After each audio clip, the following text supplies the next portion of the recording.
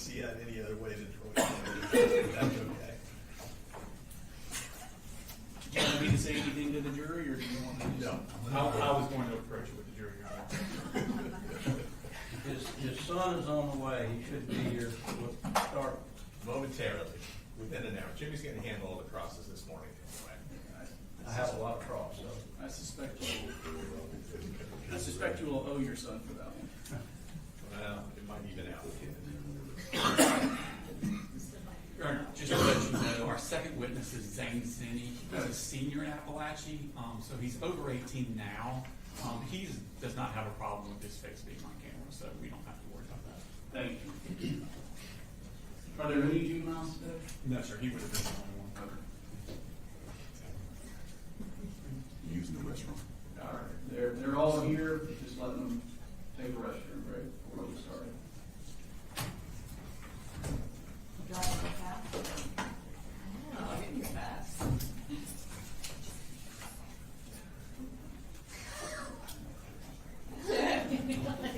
One thing I know. Yes.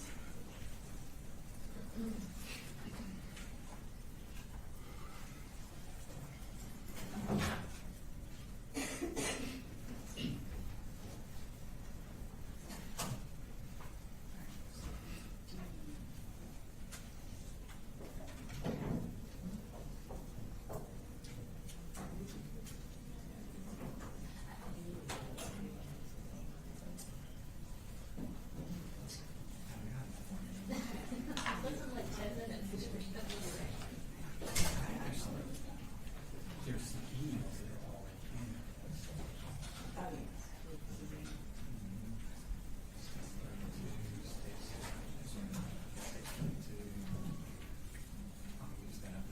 No, I want the whole amount, 3.1. State worker offices, some Colt Gray.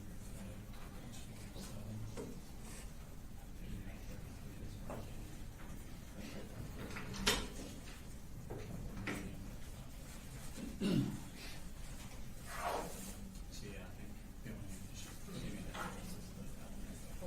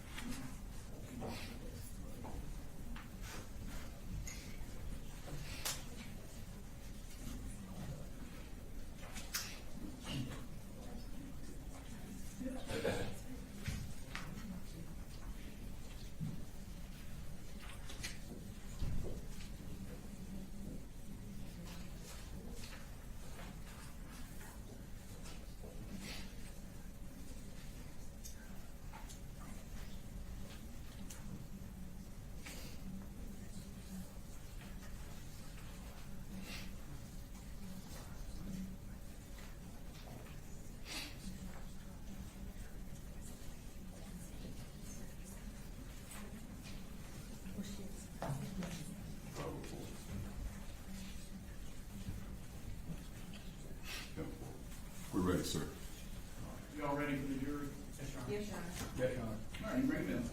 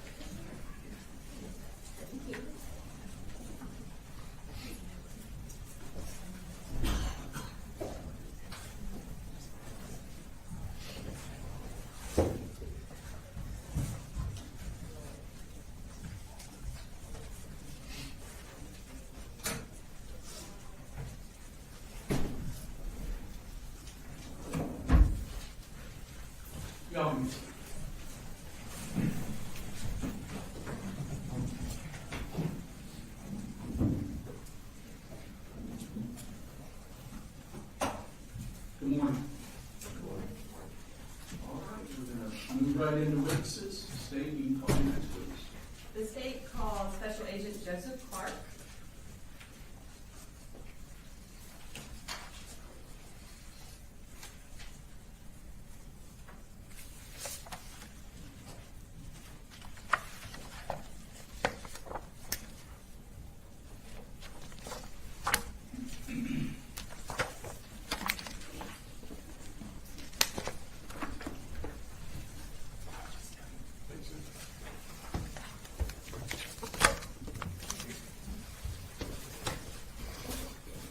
All right, can you raise your right hand? Do you swear to tell the truth, the whole truth, and nothing but the truth so help you God? Yes, ma'am, I do.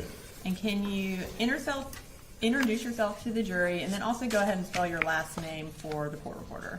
I'm Special Agent Joseph Clark. It's spelled Josephclark. Okay. And you said you were a special agent. Who do you work for? I'm currently working with the Georgia Bureau of Investigations in the investigative division. And what region do you work out of? I work out of the Region 10 Atlanta office. Okay. And what region is Barrow County in? Barrow is in Region 8. Or 11? Or 11, excuse me, Region 11, sorry. So in the Atlanta office, you said you were in the investigative division. What Yes. exactly do y'all do in the Atlanta office? So the Atlanta office is a little different. We cover pretty much everything in the metro. GBI does the same thing where we support local agencies, primarily dealing with felony type cases. Region 10 specifically, due to the difference in the population, we primarily work homicides and majority of officer-involved shootings within the state. And generally speaking, in order to become involved in an investigation, how does that happen with the GBI? So with the GBI, we have to be requested as a request agency, and usually we get a notification that, hey, we need your assistance. From that point, they'll assess of what resources they need, and from there, we'll go ahead and disperse the resources, depending on how big the scene is, small or large, or if we need to pull other regions and other agents from different places to accommodate what's requested of us. So in this case, was the GBI requested to help with the Apalachee High School shooting? Yes, it was. So even though Barrow County is in Region 11, were other regions requested to help as well? Yes, they were. And so as far as Region 10, how did y'all become involved? Well, at the time of the notification, I was actually working up in North Metro, Georgia. Was notified that there was a active shooter situation at Apalachee High School. When I called in to see where they needed me, they advised that our whole office had actually shifted from the office in Conyers and worked their way towards Apalachee High School. Myself, I let our supervisors know, due to our high volume of calls that we have, that I would respond down to the Atlanta area. That way, if something did go out, we would have personnel at Region 10 to be able to accommodate what's requested of us at that time. And as part of your assistance in the Apalachee High School investigation, what was the first thing you did? I was notified that there was potential casualties, extreme casualties coming in. With Atlanta, we have Grady Hospital, which is a trauma 1. That's where usually the most severe go. I was advised that we would have patients going there. There was several numbers going around due to the chaos. There wasn't an exact number, but there would be multiple people coming in, possibly there as well as CHOA. So they asked me to respond to Grady. Since we go to Grady so much, we know the processes, we know, how to get things working. So they asked me to go and respond there and then start the process. Okay. So I guess initially you were unsure of how many people would actually be coming to Grady. When you arrived, did you determine how many patients had actually come to Grady? Eventually it was determined that there was, I originally heard that there was 3, and then there was 2, and then there was 1 patient that was at Grady Hospital. Okay. Was anyone else at Grady Hospital in addition to patients? Yes, the family members of 1 person was there at Grady Hospital. Okay. And how did those family members end up at Grady? The family members were originally in the understanding that their family member was being transported there due to their injuries.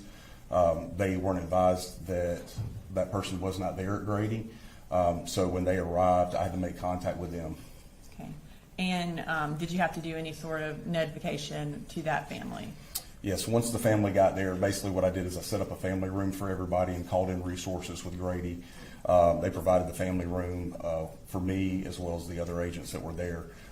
Then I had to provide a death notification to the wife and the parents of the person. Okay, and who was that? It was Ricky Aspinwall.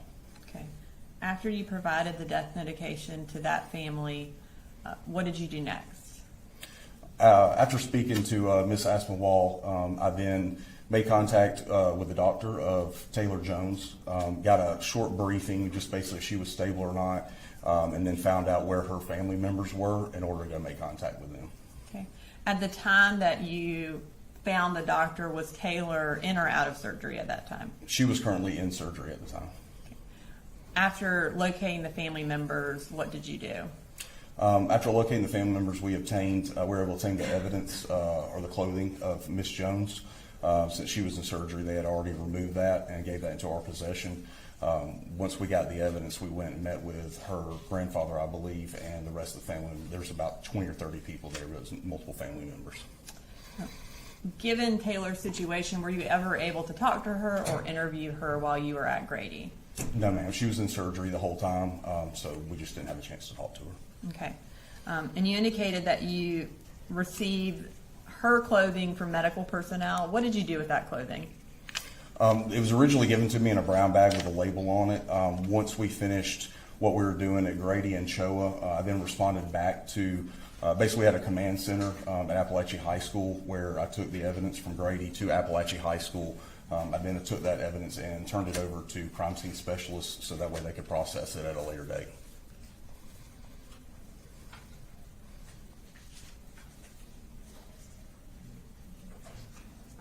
And where did you photograph her clothing? Part of the processing for us to document is once I got to Apalachee High School, I photographed everything that was there and bagged everything up and sealed it up myself. Okay. I'm going to show you what's been marked as State Exhibit 72 through 78.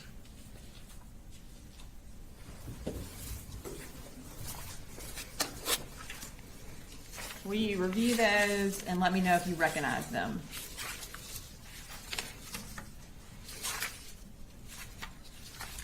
Yes, ma'am. Okay, and what do you recognize those as? That was the clothing belonging to Miss Jones. And are those fair and accurate copies of the photographs that you took of, or that were taken of Taylor Jones's clothing? Yes, it is.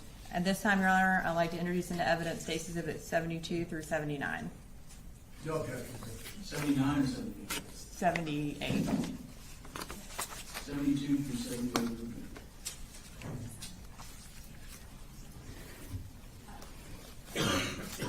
And are also, and we'll just to clarify, are some of those pictures also of Melanie Delira Castaneda's clothing? Yes, ma'am. Okay, and we'll get to those later. All right, so starting with State Exhibit 72, let's go ahead and display that for the jury. Can you tell us what that is? It's women's underwear that's got a apparent red liquid substance on it. Okay, and is that Taylor Jones's clothing? Yes, ma'am. All right, and moving to 73. What is that a picture of? I believe that is the pants belonging to Miss Jones. Okay, and were those removed during medical procedures? I don't know for sure, but I would assume due to the cutting, the style, the way the cutting is, that it was removed while they were trying to assist her in her medical. And then State Exhibit 74. It's a jacket, I believe, or no, it's the pants, excuse me. It's the pants of Miss Jones. And then say, and those are it for Miss Jones's clothing. All right, so the next thing I'm going to do at this time, I'm going to introduce into evidence State's Exhibit 79, which are Taylor Jones's medical records from Grady Hospital. We're introducing them under the business records exception.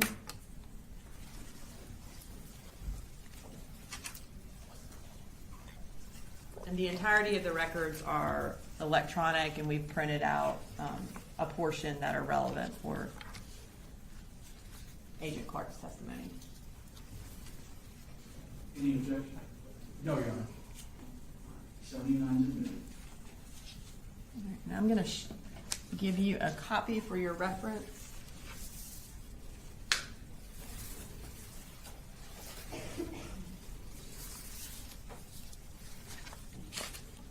Okay, I know you're not a medical professional, but I know you did speak with some at the hospital. I want to talk through Taylor Jones's records with you so we can talk through what her injuries were and what the treatment was. Yes, ma'am. So you said that Taylor was admitted at Grady. Can you tell us what they have for her full name and her date of birth there at Grady? They have her listed as Taylor Leanne Jones with a date of birth of 10/14 of 2009. Okay. And on the next page, can you tell us how she was transported to Grady? Yes, ma'am. On the September 4th of 2024, she was transported via air vac. And is that like a helicopter? Yes, ma'am, or life flight is another term for it. What time did she arrive at the hospital? 11:38. And if you could refer to the next page, can you tell us what the description of Taylor's condition was under medical decision making? Yes, ma'am. It states that the patient is 14-year-old female with a GSW or gunshot wound and massive swelling to left thigh with tourniquet in place. Patient appears pale with cyanotic mucous membranes and a cool skin. O2 being delivered via NRB mask. She was speaking, oriented, and maintained her airway. No traumatic injuries noted to head and neck. Manual and automated blood pressure cuff unable to assess BP. On arrival with only access present, an IO in the injured leg and 20G IV in left hand. Access rapidly established with peripheral IV and A-line placed in right femoral artery. Patient given 2 units with rapid infusion device. Once BP obtained, patient rolled and no other injuries noted. X-rays of chest and lower left extremity obtained and analgesia achieved with pain doses ketamine. HR remained tetracardic in 130s to 160s. Tourniquet left in place and patient immediately taken to the OR, too unstable for CT imaging. Okay. And then I'm also going to pull up page 8 from the medical records for the jury. Okay. And does this indicate the location of the gunshot wounds on Taylor's leg? Yes, ma'am. Okay. And how are they notated on this picture? With the numbers 1 and 2 and the circles around them. Okay. All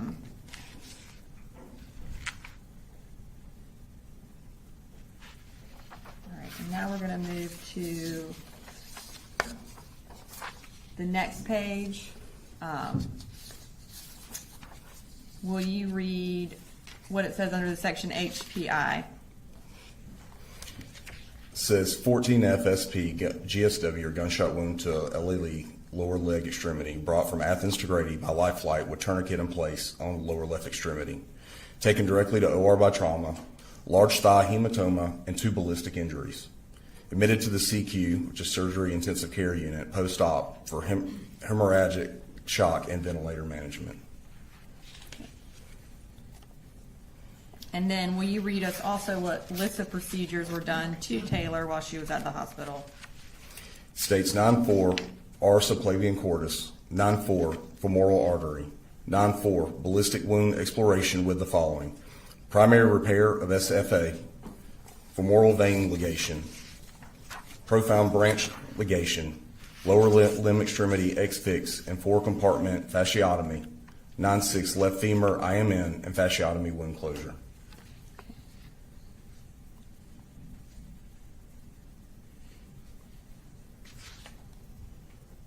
Okay. And then next I want to talk briefly about what Taylor's mental state was while she was at the hospital. If you could turn to the next page, will you read the highlighted portion under history of present illness? Yes, ma'am. States the patient appeared anxious, has had difficulty sleeping, averaging 3 hours a night, and has been ruminating about the details of the tragic school shooting. She has been having a lot of flashbacks and nightmares and is easily triggered by the things that remind her of the shooting, e.g. loud noises.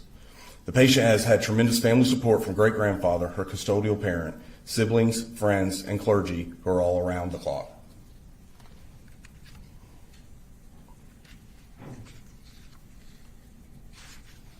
Okay. And then let's go to the next page, which lists her final diagnoses. Can you tell us what those were? Yes, ma'am. It states displayed fracture of left femur, acute respiratory failure, traumatic shock, major laceration of femoral artery, left leg, major laceration of femoral vein at hip and thigh level, left leg, acute prosthomoratic anemia, displaced commuted fracture of shaft of left femur, puncture wound without foreign body, left lower leg, lesion of lateral nerve, left lower limb, acute stress reaction, sleep terrors, anxiety disorder. And can you tell us what her date of discharge was? Yes, ma'am. It shows 9/4/24 is being administered, and her discharge date was 9/15 of 2024.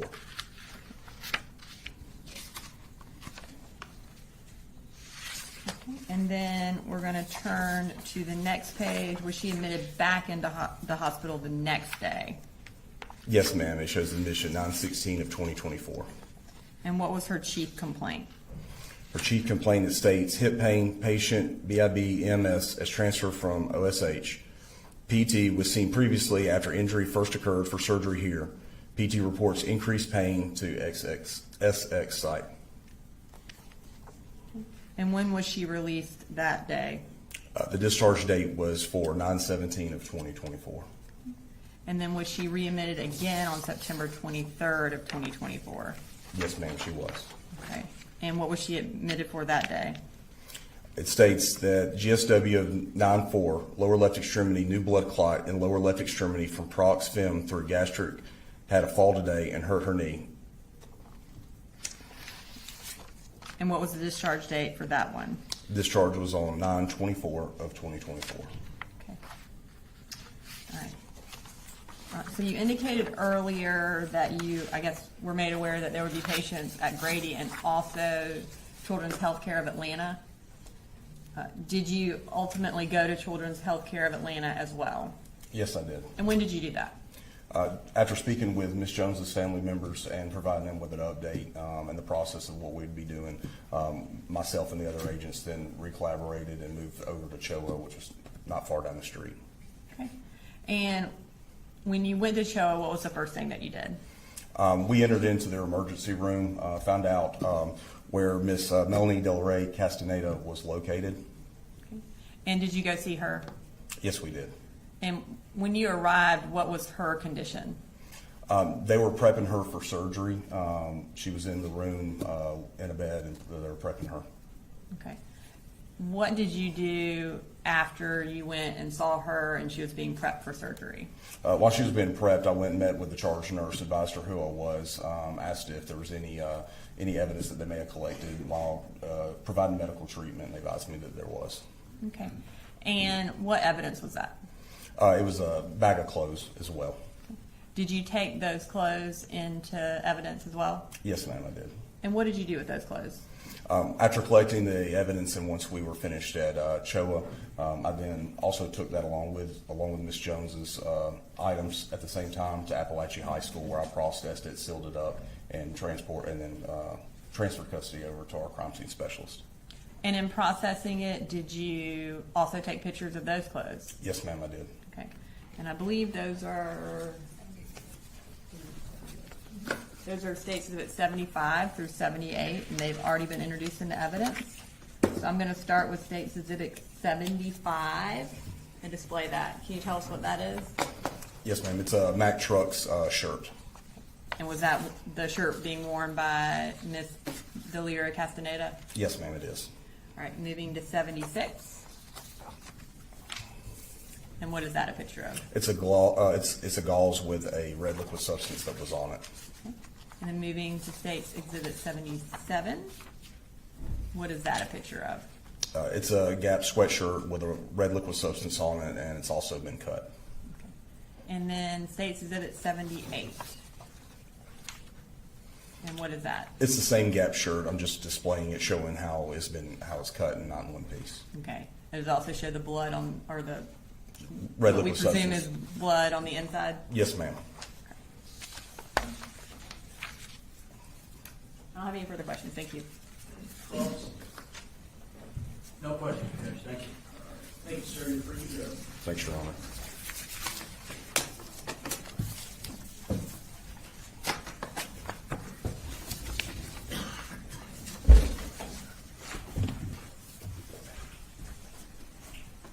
You call your next witness. State calls Zane Zinni.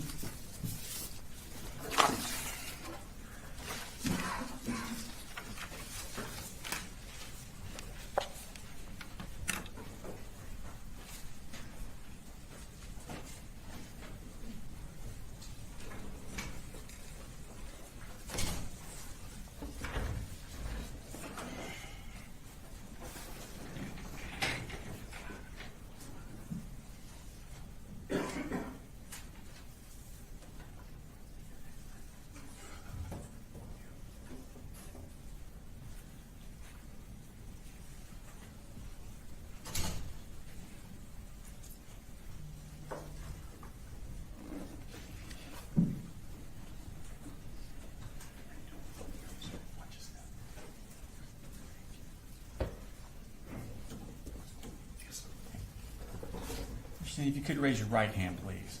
Swear the testimony you give in the matter now pending before this court will be the truth, the whole truth, and nothing but truth. Yes, sir. Okay. Put your hand down. If you could introduce yourself to the jury, please. Jerry, my name is Zane Zani. I'm a freshman at Georgia State University. I graduated Apalachee High School in 2025. Okay. There's a microphone in front of you. You can probably move it around a little bit. It'll probably help. So you, last year, the school year 2024 and 2025, where did you go to school? Apalachee High School. Okay. And how old were you on September 4th of 2024? 17. 17. Okay. And what grade were you that year? I was, I believe, a sophomore. Oh, no, sorry, senior, sorry. Yeah. Senior. Okay. In second period, do you remember what you had for second period? It was personal finance. Okay. You remember who your teacher was? No. That's fine. Made a mark then. I have next to you a partial map of Apalachee High School. If you could kind of orient yourself to it, and if you recognize where everything is. Yeah. Okay. Do you see the classroom you had for second period on that map?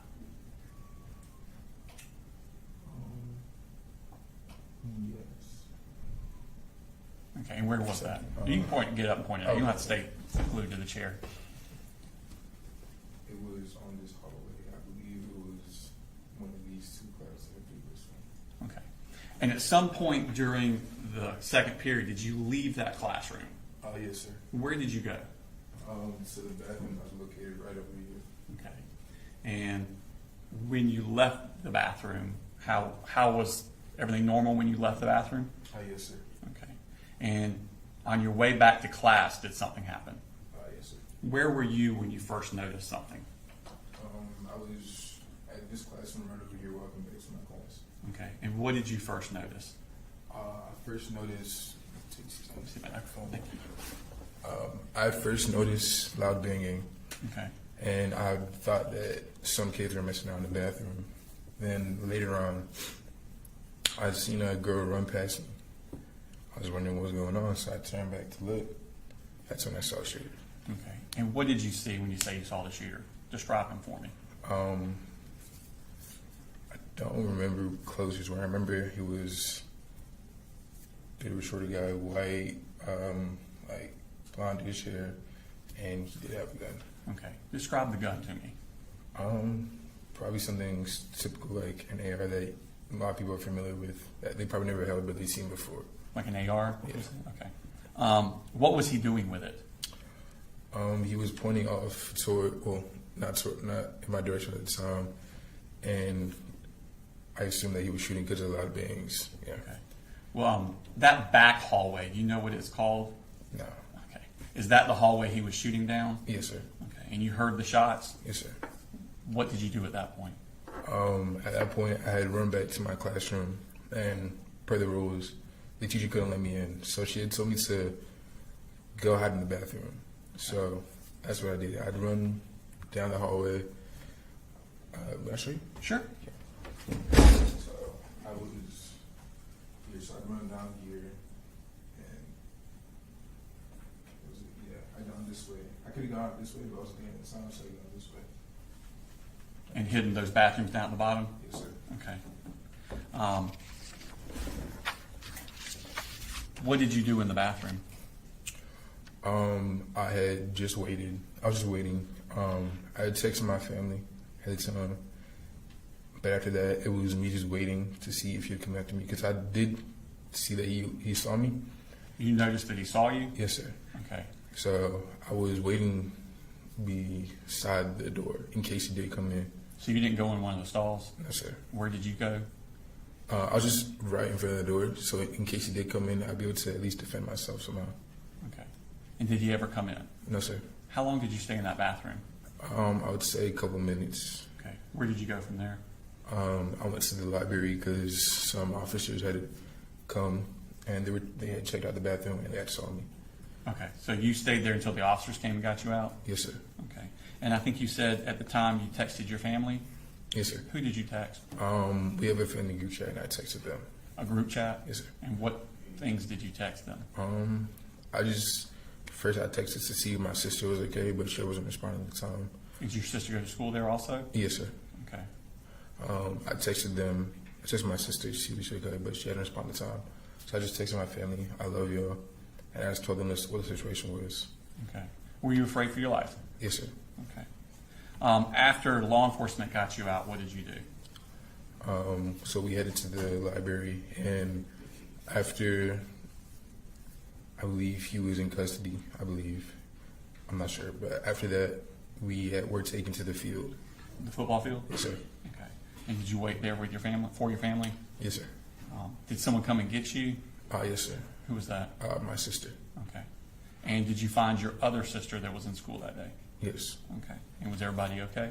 Yes, sir. Okay. Did you give a statement to law enforcement? Yes, sir, I did. Okay. I have no further questions for you. Thank you. Any cross? No question, Judge, then. All right, thank you. You're free to go.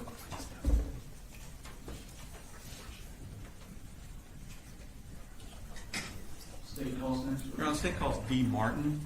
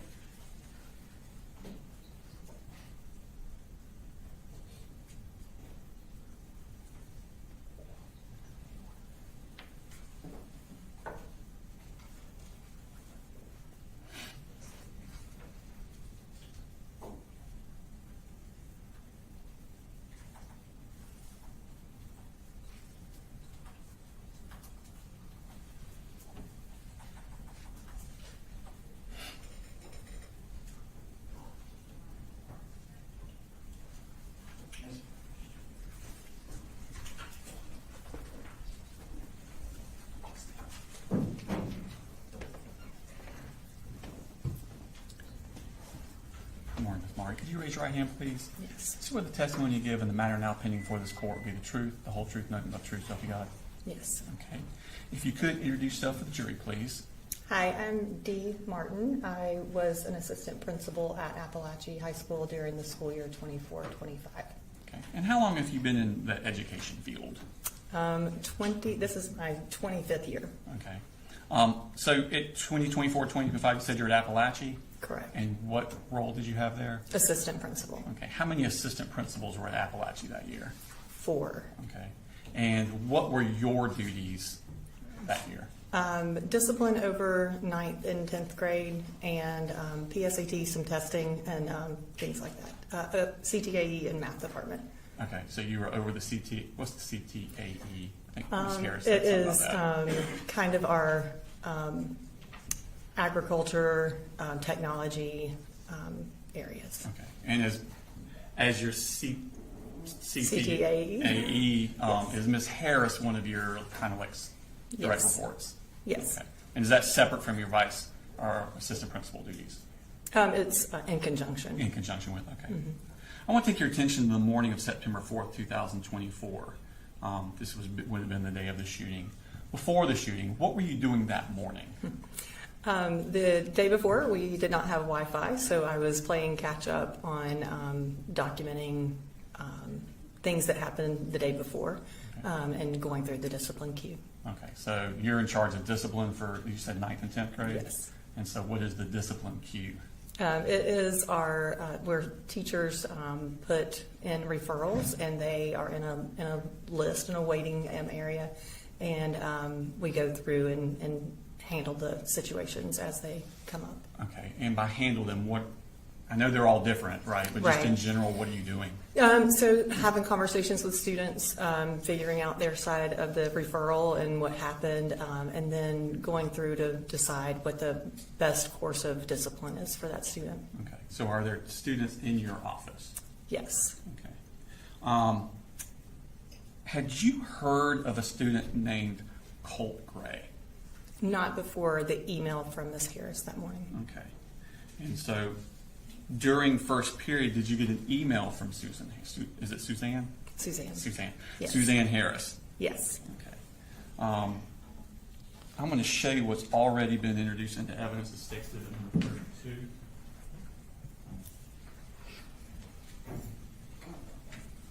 And ask you if you recognize that. Yes. Is that the email you got? Yes. And who is Suzanne Harris in relation to Colt Gray? First period teacher. Okay. And what does she teach first period? A computer class of some sort. Okay. And when did you receive this email? Timestamps 8:46. Okay. So I probably got it within the next 5 minutes. I was going to ask you that because I don't read my emails for a long time. How quick are you at reading your emails? Very. Okay. Yeah. I mean, definitely within 5 minutes. Okay. And what is she telling you there? She is making Lisa Butler and I aware that the student has asked about active shooter drills. Okay. And who is Lisa Butler? Lisa Butler is Colt Gray's counselor. Okay. And when you say she's Colt Gray's counselor, how is that assigned? They each have a portion of the alphabet. Okay. So anyone with the last name that starts with a G would Yes. be Miss Butler's. Correct. As well as other letters that are also assigned to her. Correct. Okay.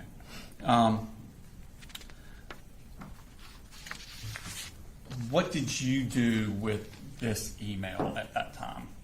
So I was CC'd on the email. So Lisa and I did have a conversation in which she brought up the lapse in education for him, that he didn't have an 8th grade year, and there were some concerns about that. And so I started looking into those pieces.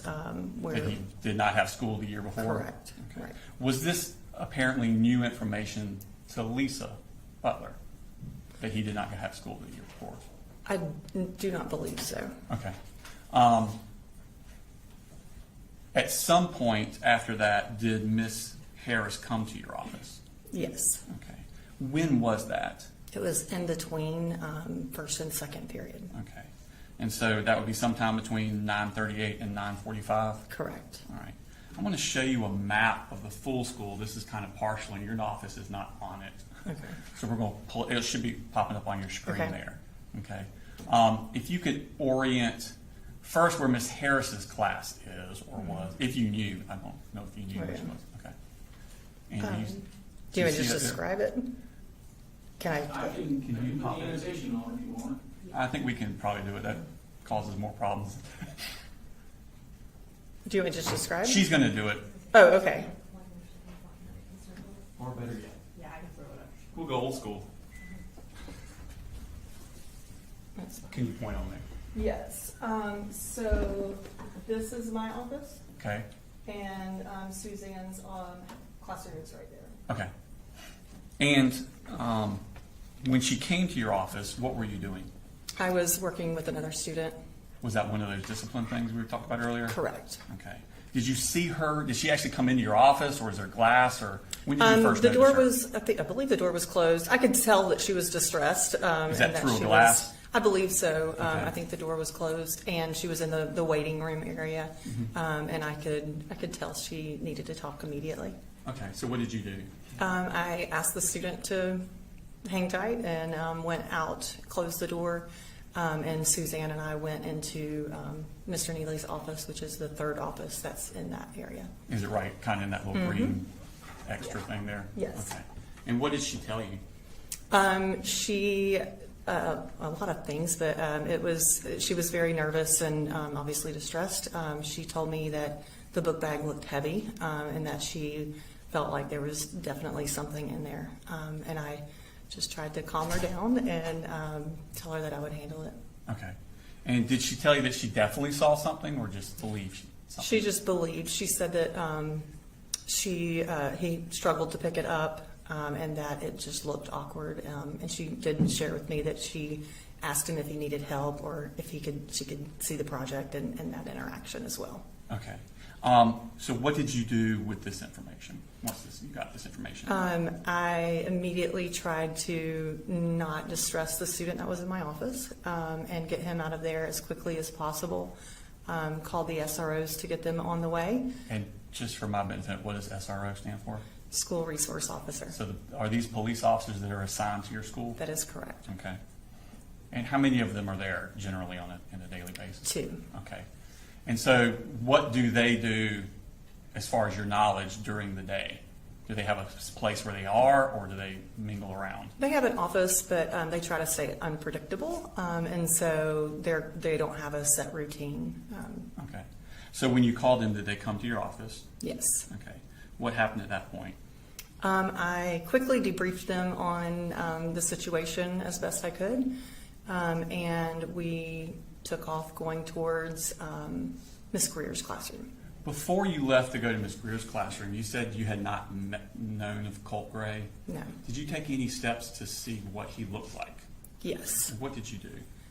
In our school information system, Infinite Campus, I pulled this picture up, and it was his 4th grade picture. Okay, I'm going to show you some marked space. This is number 107. Asking you to identify that. Yes. And what is that? This is his person summary report from Infinite Campus. Okay, and does it have the picture on it that you were referring to? Yes. Okay. Your Honor, is it accurate to what you saw that morning? Yes. Your Honor, tender state exhibit number 107 in the evidence. Very, no objection at this time we make that one is going out, but we'll discuss that later. Thank you. And 107. we'll publish that. So I assume you realized pretty quickly that that's not a high school student. Correct. Okay. Does it tell you when that picture was taken, or? No, we can look at enrollment history and figure out, which I did not do that at that Okay. time. Do you know why his more up-to-date photo was not in there? Because he's a new student who had not been in Barrow County since 4th grade. Okay. Do y'all take pictures periodically? Yes, and I believe Apalachee, we try to take them within the first week of school. And so there's typically students who enroll after that. Okay, so he enrolled after pictures were taken? Correct. Okay. So at this point, is this when I think you said y'all went to go find him? Yes. What information did you have as to where he was? I knew he was in Catherine Greer's class, and I knew his name was Colt Gray. Did you get that information from Miss Harris? I did. In an email? Yes. I'm going to show you Mark State Exhibit number 33, which is already in evidence.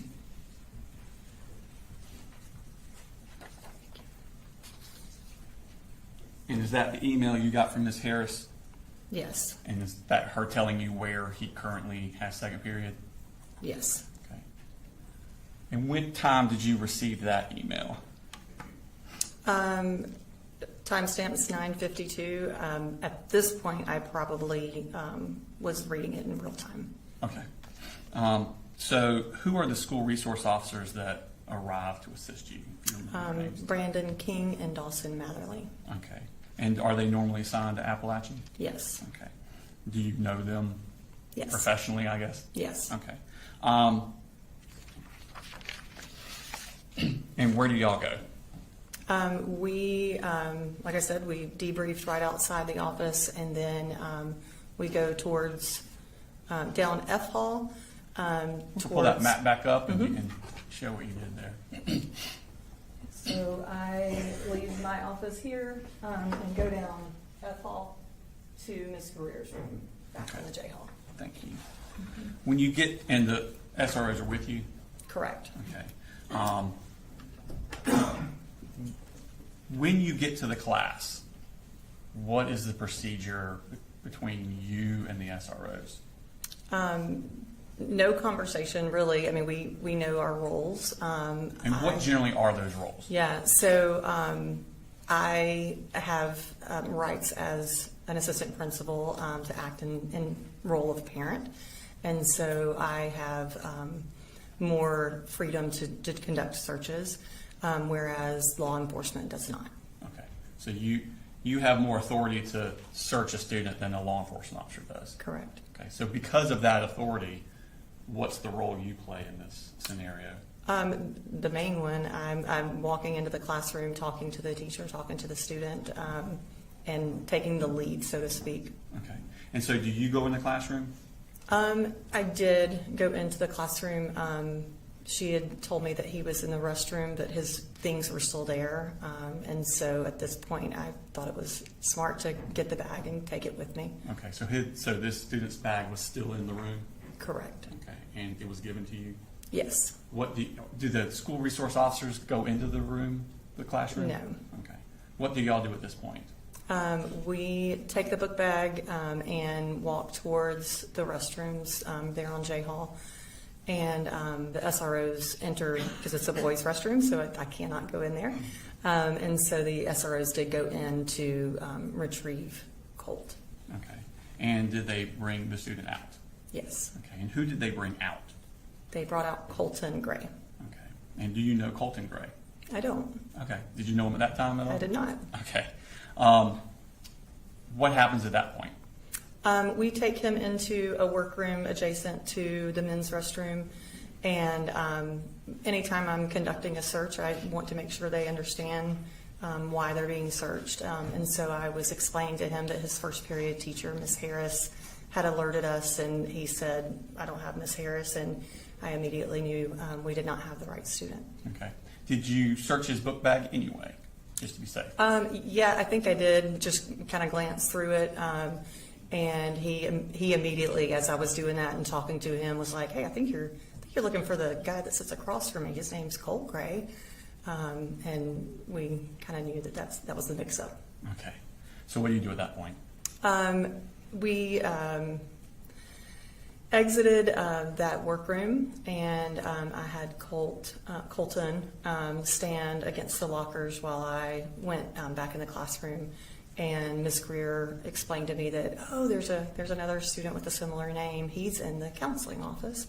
And so I put Colton Gray back into the classroom, and the SROs and I walked towards the counseling office. And if you could show on the map where the counseling office is. Yes. Counseling office is... Okay. And when you get to the counseling office, what do you do? I ask the clerk that's in there, and I ask her if she's seen Colt Gray. She says no, so I walk back around the loop there, past Miss... Inside the counselor's office? Yeah, there's like a little loop-de-loop. I walked around, and when I got to Lisa's office, Lisa Butler? Correct. She was hanging up the phone. She said a lot of things, but all I really understood was that he had access to weapons. Okay. So at that point, I went to Miss Boyd's office, still in the counseling suite, shut the door, called my principal, and said, I think we've got a situation. Okay. What did you do at that point? There was a 10:15 alarm that went off on my phone randomly, and so I thought it was a transition. I have alarms on my phone for transition, so I was like, we need to lock the school down, and then we realized it wasn't transition, so we did not lock the school down at that point. So we met in my office, Miss Rayberg and I, and when we were in the office, we were trying to get a visual of Colt, so we knew who we were looking for in the hallway because we didn't have any picture. Okay, so you're on, you have access to the security footage of the cameras is Yes. that in your office? Yes. Is that where you went from the counseling office? Yes. And is that G Hall, I guess you went down? Yes. Okay. So you're trying to find the student that you don't know what he looks like. Correct. What steps do you do to try and do that? So we are trying to first get a visual of him when he left the classroom. So we were trying to nail down what time he left the classroom, so we knew where to look on the cameras. Okay. I'm going to show it to Mark 34, which is already a minute ago. Actually, recognize that.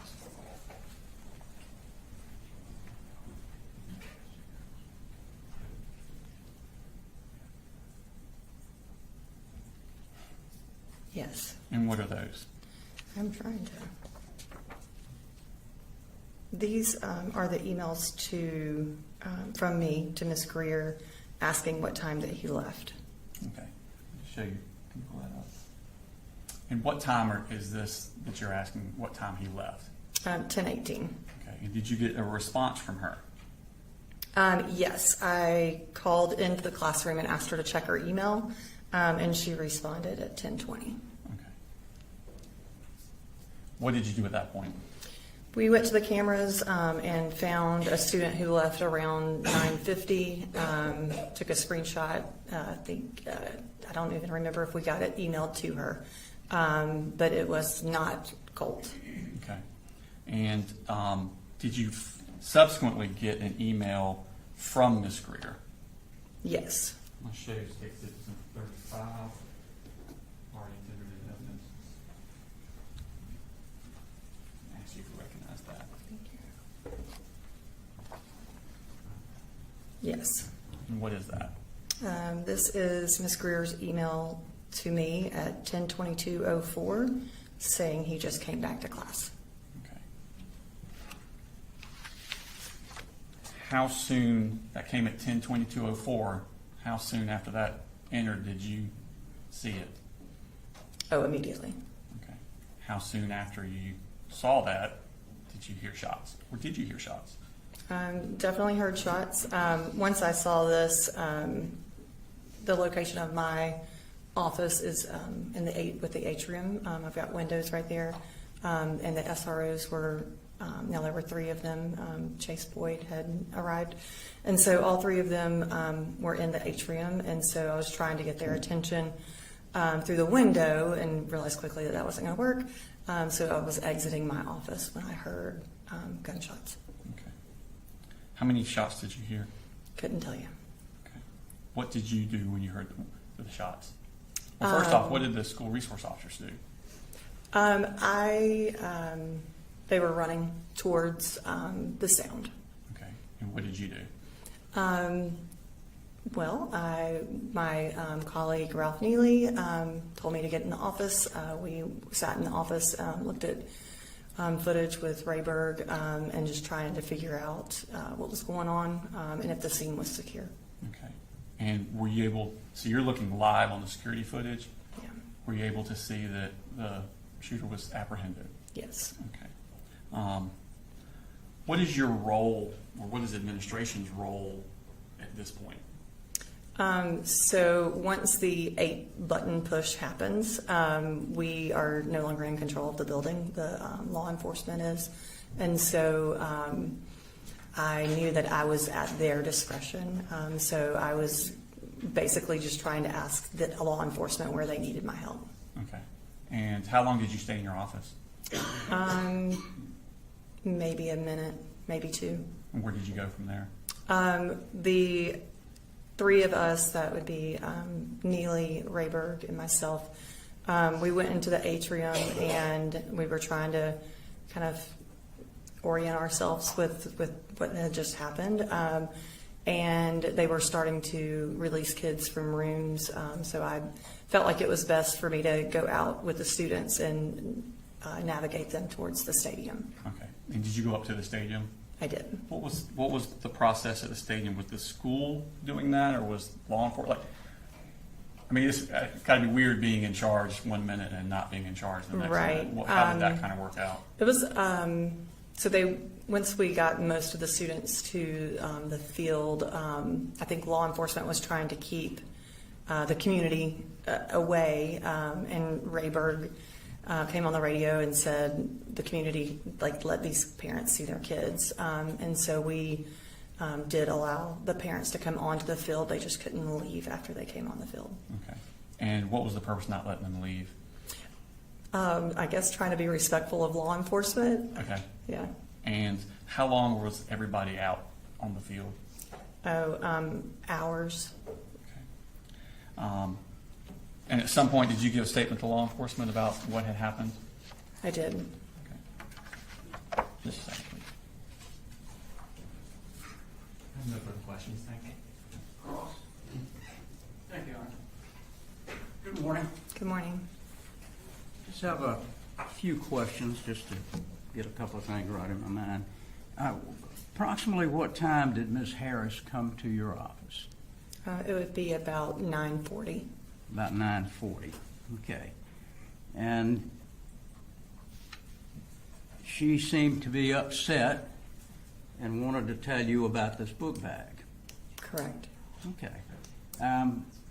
And did she describe the book bag to you? She said that it was awkward and heavy, and had a poster board with a sock cap on top. Okay. So when you went to look, you knew that you were looking for something heavy with a poster board coming out. Correct. Correct. I assume you got, since she was concerned, she knew what Colt Gray looked like. Correct. Did she give you a description of him? No. Did you ask her? No. Okay.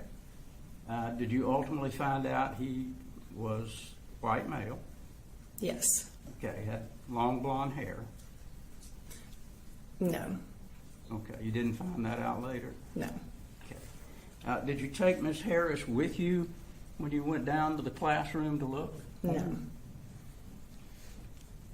And you got an email indicating that he had gotten back to the classroom about 9:50. Correct? Can you did. be more You specific? sent an email. I think it was around 10:20, asking what time Colt Gray had come back to class. I asked what time he left Okay, class. what time he left? Correct. All right, and that was 9:50. At 10:18, I asked her what time he left, and she said he left towards the beginning of first, probably around 9:50.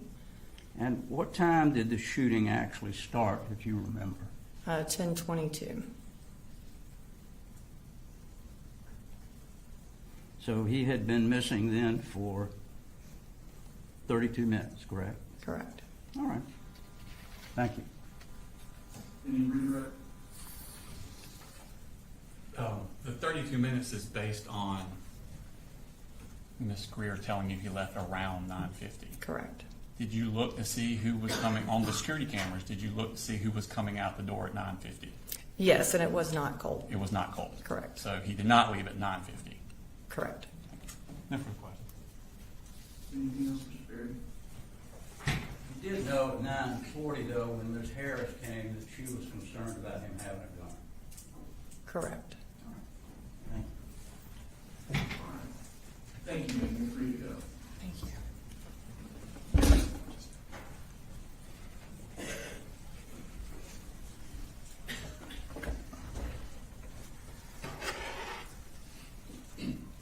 State calls next week.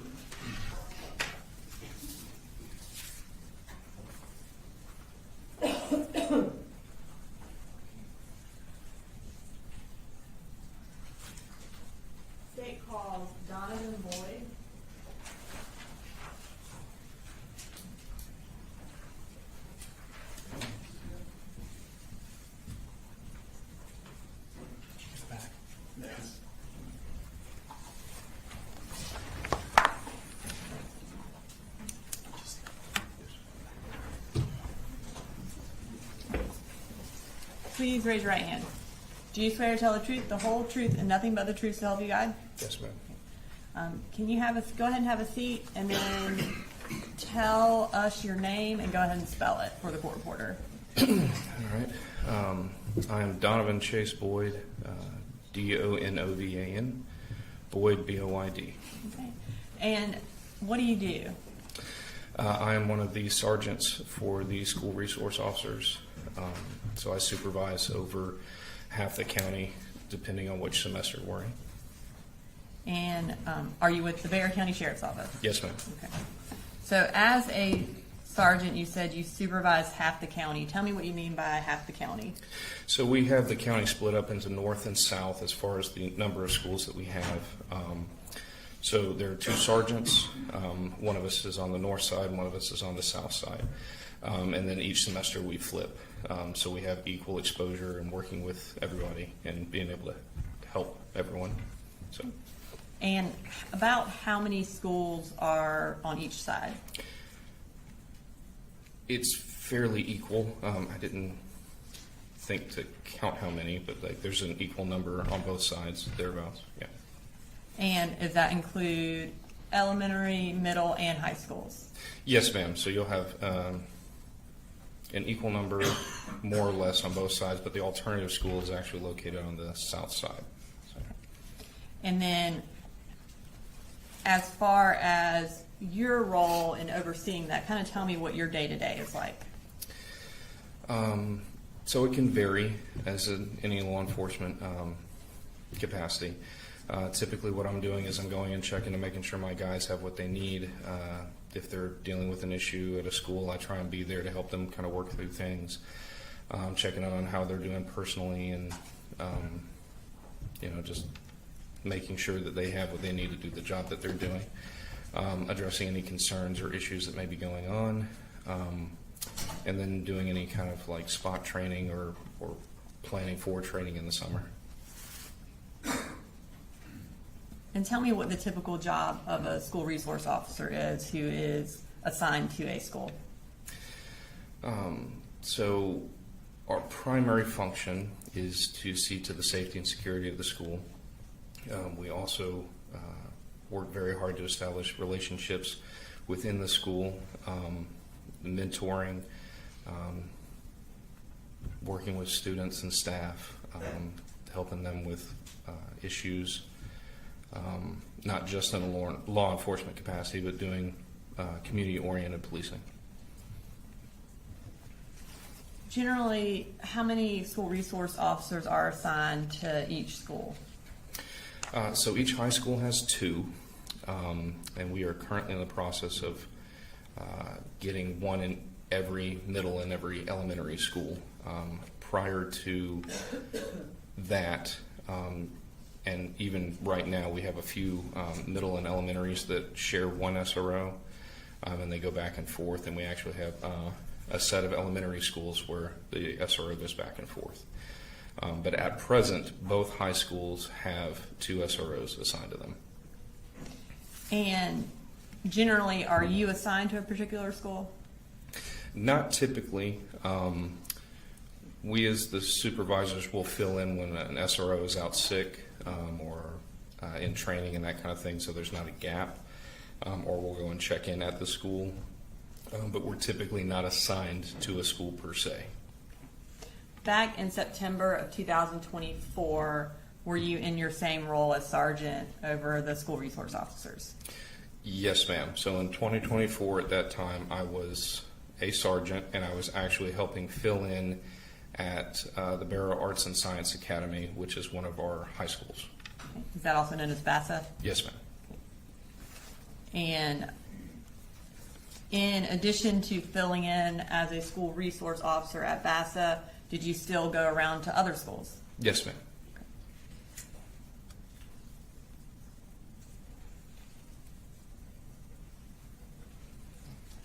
I am going to draw your attention to September 4th. Did you go to Apalachee High School that day? Yes, ma'am. And were you, at that point, temporarily assigned to BASA as well? Yes, ma'am. Okay. What brought you to Apalachee that day? So that morning I was actually going to meet with one of my police explorers to give him a Bible. He participated in a Bible study that we do on Thursday nights, and he didn't have one at that time, so I was bringing him one. I actually went to the ROTC bay and dropped it off there, and I was also going to, while I was there, check in on the 2 SROs assigned there. And what is the Police Explorers? So the Police Explorers is through the Boy Scouts of America, or Scouting as it's known today, and it is a program for students and juveniles between the ages of 14 and 21 who have an interest in law enforcement. They can learn from us, and we do it once a week in a like training type capacity. And so you indicated that you went to the ROTC office to drop that off. Can we pull up the full map? And I'll just have you, if you could look and tell us where on there the ROTC is. Oh, goodness. There should be a pointer up there after you kind of orient yourself. Yeah, sorry. It's weird to see it in this format versus walking through. Use this? Yes, sir. Okay. All right. Just for the record, is this 3.2? This is 3.1 for the record. Right. Sorry. Oh, gosh. So the ROTC bay is going to be right in here. I believe, if I'm looking at this correctly. And do you remember approximately what time you got to the school that morning? If I had to guess, it was somewhere between like 9:45, 9:50-ish, maybe. And you indicated you wanted to check in on your 2 SROs who were assigned to that school. Who was assigned to the school at that time? Deputy King and Deputy Matherly. After dropping off the Bible at the ROTC bay, what did you do? As I recall, I went back to the atrium. Do you want me to point? Yes, to that? yeah, that'd be great. So at that point, I went to the atrium here, and I ended up meeting with Deputy King. He was briefing me a little bit about a potential issue at the school, and we were also discussing, as I said, we do Bible study on Thursday night, so we were actually standing there talking about what that topic was going to be. So you and Deputy King were in the atrium. Did you know where the other school resource officer was at that time? No, ma'am. Okay. And when you say you ended up meeting Deputy King there, did y'all just kind of happen to run into each other? I don't recall exactly if I met him there or on this wall here, but we made our way back to the atrium, as that's kind of a centralized hub where everyone kind of passes through and moves through. So that's kind of a natural place that we tend to gravitate to at that school. So you indicated that he was briefing you a little bit on the situation that was going on. Do you remember what he told you? As I recall, they were trying to locate a student that had expressed that they were. And Judge, I think this would be hearsay at this point, unless Deputy King plans to testify. If he does, then. Yes, Deputy King is testifying next. Okay, that's fine. You drawn? I will withdraw. Okay. Would you like me to continue? Yes, Sorry. go ahead. Okay. So he was speaking with me about how there was a kid that they were trying to locate that he had ended up leaving the classroom. And I believe that And I'm sorry, he was coughing. I couldn't. What? I'm sorry. You said you were locating him, and then I couldn't hear the next part. They were trying to locate a child that had left one of the classrooms. And again, my understanding was the student had requested to go to counseling. So they didn't make it to counseling, so we were just trying to figure out where the kid may or could have been. Did you have any information that that student had made any direct threats or had any sort of firearms at that time? No, ma'am. Okay. All right, so before we go any further into September 4th, I want to briefly talk about your trainings and protocols as related to locking down a school. Yes, ma'am. So in a case such as what you had on September 4th, where a student has not made any direct threats, but is missing and you're trying to locate him, what protocol do y'all generally follow? So for us, if admin is asking us to help look for a student, we will look in bathrooms, hallways, depending on where the student's coming from. We try and look kind of in the general area of where they may be roaming from to where they're trying to get to, without any additional indications of anything like that. It's not uncommon for students to take longer than anticipated to go from one point to another. What is a hard lockdown? So a hard lockdown is where everyone, at present, everyone goes into their classrooms, the doors are locked and secured, they go into what is known as a deep corner. So they are as invisible as possible. Lights are out, everyone's instructed to be quiet and wait until law enforcement comes by and unlocks and opens the door and removes them and moves them to another location. And as far as entrances and exits to the building, are those all locked as well? Yes, ma'am. So the schools always operate in what would be kind of a level 1 or a basic lockdown, where you don't have just free movement to come in and out of any exterior door into the building. And what are some of the issues or risks associated with issuing a hard lockdown? So depending on the situation, you can potentially create a barricaded armed individual in with other students or staff. That's the one that really kind of sticks out as far as why a lockdown could be an issue. Also panic, depending on what it is, and what would be the reasoning for us to issue the hard lockdown. Again, there's a lot of factors that kind of come into play, so it's hard to kind of give a concrete one way or the other, if that makes sense. So in a situation where you are unable to locate a student who has a gun, the biggest risk of issuing a lockdown in that situation? Could be, and again, it depends on if we're during the middle of a transition or if they're already in class, or if the student is not in class and we don't know where they are. So again, all of those are going to factor into whether or not we determine the best case or best course of action would be to do the lockdown or not. Ultimately, it's going to just kind of depend on a case-by-case basis. And so in a case, I guess, where kids are in class, it's not a transition, and you are unable to locate a student who potentially has a gun, what's the risk of, is that the risk you were referring to of issuing a lockdown, creating a barricaded situation? So if we don't have a reason to believe they're in a classroom necessarily, then that would reduce the risk. Ultimately, what we are typically doing with situations like this is we're letting the school make the call, unless it's something like what you're describing. But again, as far as that day went, we didn't have any indications of anything like that. Okay. And so at that time, there was no,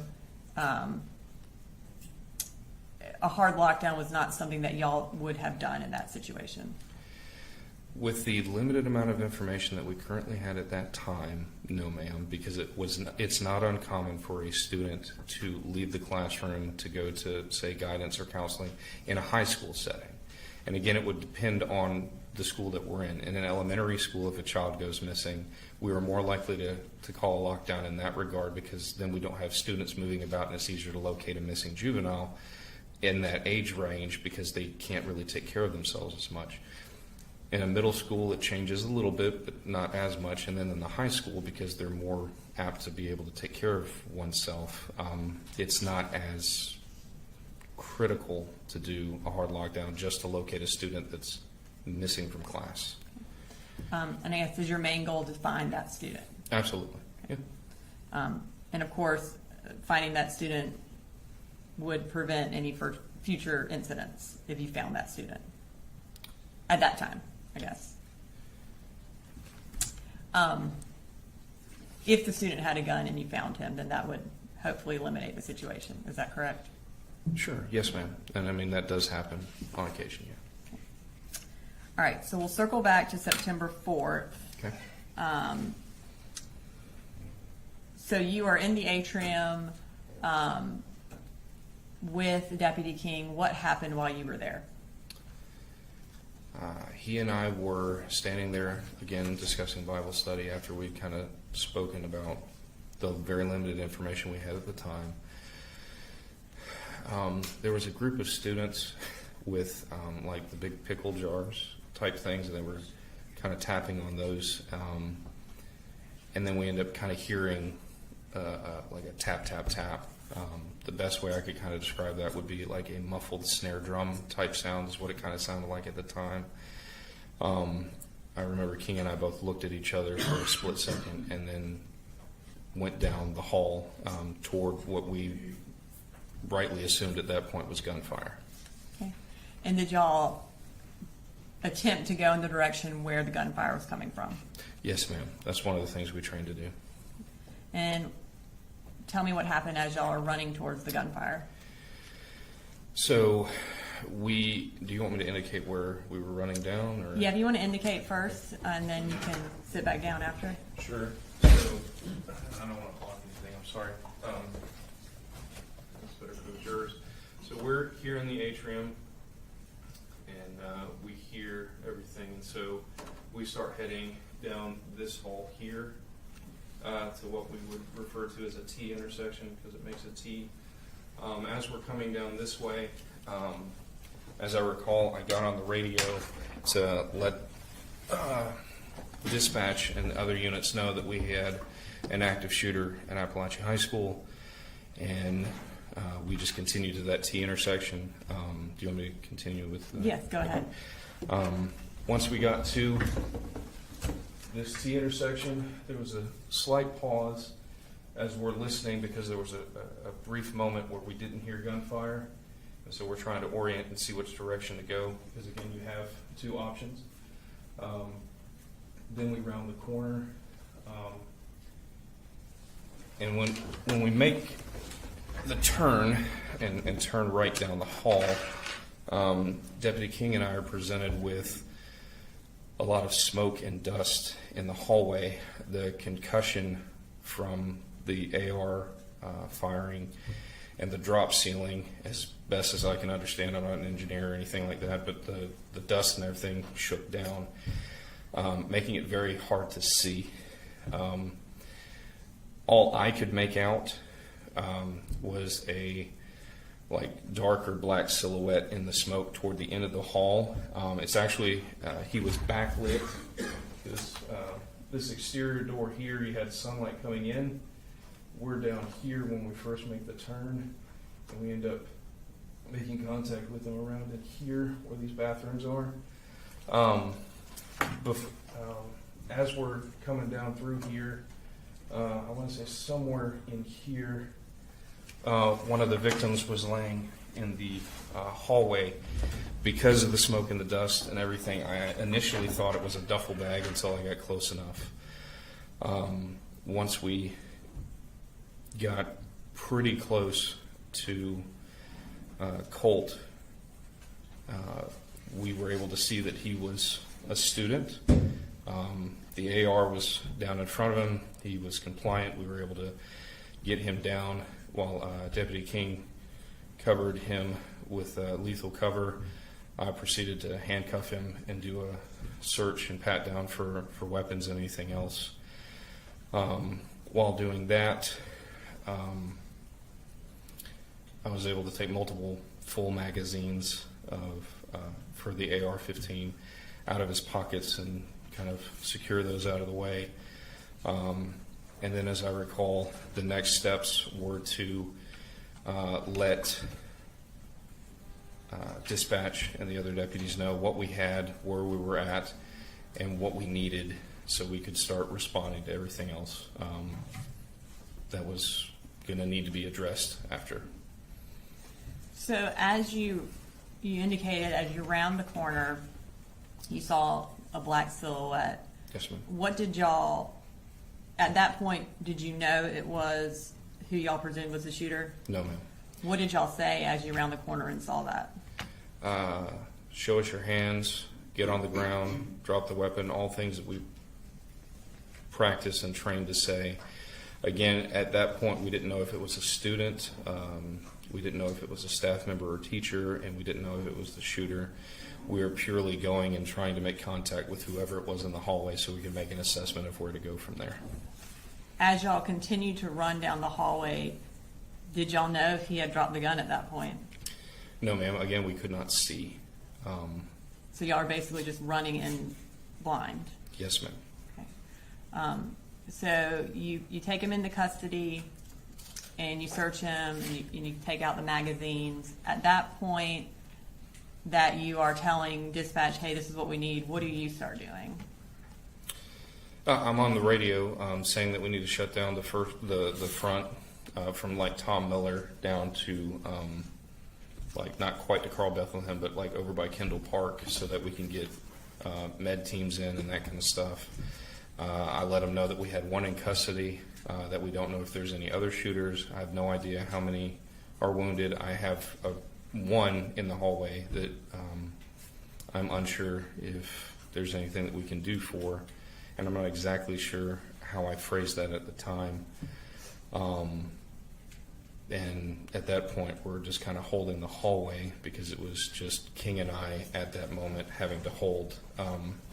So We're having to hold here, which is terrible to try and do with two people. Because again, we don't know, we don't know if there's any additional threats at the time. So we're having to try and hold, and we have to keep control of Colt, and we're responsible for him at that point once we took him into custody. Excuse me. A short time, and it felt like a long time, but a short time later, Deputy Cook responded from Heyman Morris, and he helped us hold things until additional units got there. And were additional units there pretty quickly? Yes, ma'am. I would say that they were there very quickly. I do recall the colonel, sheriff, Jeremy, one of the firefighter guys, with one of our RTF teams, got there very quickly, and they were in there and they started working through and triaging and figuring out who needed assistance and things, so we were able to get people out pretty quickly. And RTF, does that stand for Rescue Task Force? Yes, ma'am. Yes. So when more individuals get there, more law enforcement get there, and you're no longer having to hold kind of the scene with the shooter, what did you do? So at that point, we were going to have to systematically sweep the school and check the condition of everybody and start evacuation processes. As SROs, all of us in the unit have universal keys that work for all the school buildings. So when we started forming the teams up to go, I had a set of keys. So I started going and clearing with a group of some of our guys, but we had so many people that responded from all over the state. So we had people from Gwinnett and Commerce and GBI and FBI and GSP, but we went through and started the systematic, methodical clearing or static clearing of the building at that point. And then you indicated you weren't, at that point, sure if there were other threats. Correct. Is that something else you were looking for to make sure that there were no additional shooters in the building? Yes, ma'am. We never assumed that the singular threat that we've dealt with is the only threat until we do a sweep and subsequent sweeps of the building to make sure that there isn't someone else who is either waiting or is actively doing violence. And on this particular day, were there potential threats at other schools as well? So during the process of clearing Apalachee for the second or third time, I don't exactly recall where we were in that because of the building I cleared multiple times. We were getting reports of threats against other schools, like Winder Barrow was one of those. So at that point, they took people from Apalachee and started sending them out to the other schools to sweep them and make sure that they were good. At that point, Deputy Good, who had come to the scene and was the SRO the previous year, he and I, who were at Bassa normally, left this school and went over to Bassa and cleared it and held things there until I came back later in the evening. I don't have anything further. Thank you. The defense may have some questions. Just a few things, thank you. Good morning, Sergeant. Morning, sir. How are you? Great, thank you. Just want to ask you a few questions. You gave a statement to, I think, David Kissinger, GBI special agent, shortly after the incident. Is that right? It was that evening, yes, sir. Okay. You remember indicating to him that you arrived about 10:30. Sure. I don't exactly recall the time, no, sir. I don't want to put any words in your mouth. No, I'll I be get glad it. to show you if you'd like one. No, and I believe you have no reason to think that it's you not. recall it was about that time, though? Sure. Okay. And you indicated to us that you were having conversations. Was there more than one person there that you were talking with? In other words, was an assistant principal there at that time? I don't recall. Don't recall. How long were you there before you heard the first shot? I'm not sure. I wasn't keeping track of it. Well, were you having conversations when you heard the first shot? Yes, sir. I was speaking with Deputy King, as I recall. And Deputy King had indicated to you that they didn't have a description of this young man that Correct. you were looking for, correct? Did he indicate to you that that Ms. Harris had emailed Lisa Butler at 8:56 telling her that this is somebody that y'all need to check up on and look at? Not that I recall, no, sir. Did the assistant principal give you any information about this person? Not that I recall. So the only information that you got was from Detective King that there was somebody that y'all needed to look for? Deputy King, as far as I recall, yes, sir. Okay, but you didn't know what they looked like? No, sir. Did he indicate to you that he had already been looking in any of the bathrooms or anything? As I recall, yes. Okay, and do you recall which bathrooms he said he had looked in? No, not specifically.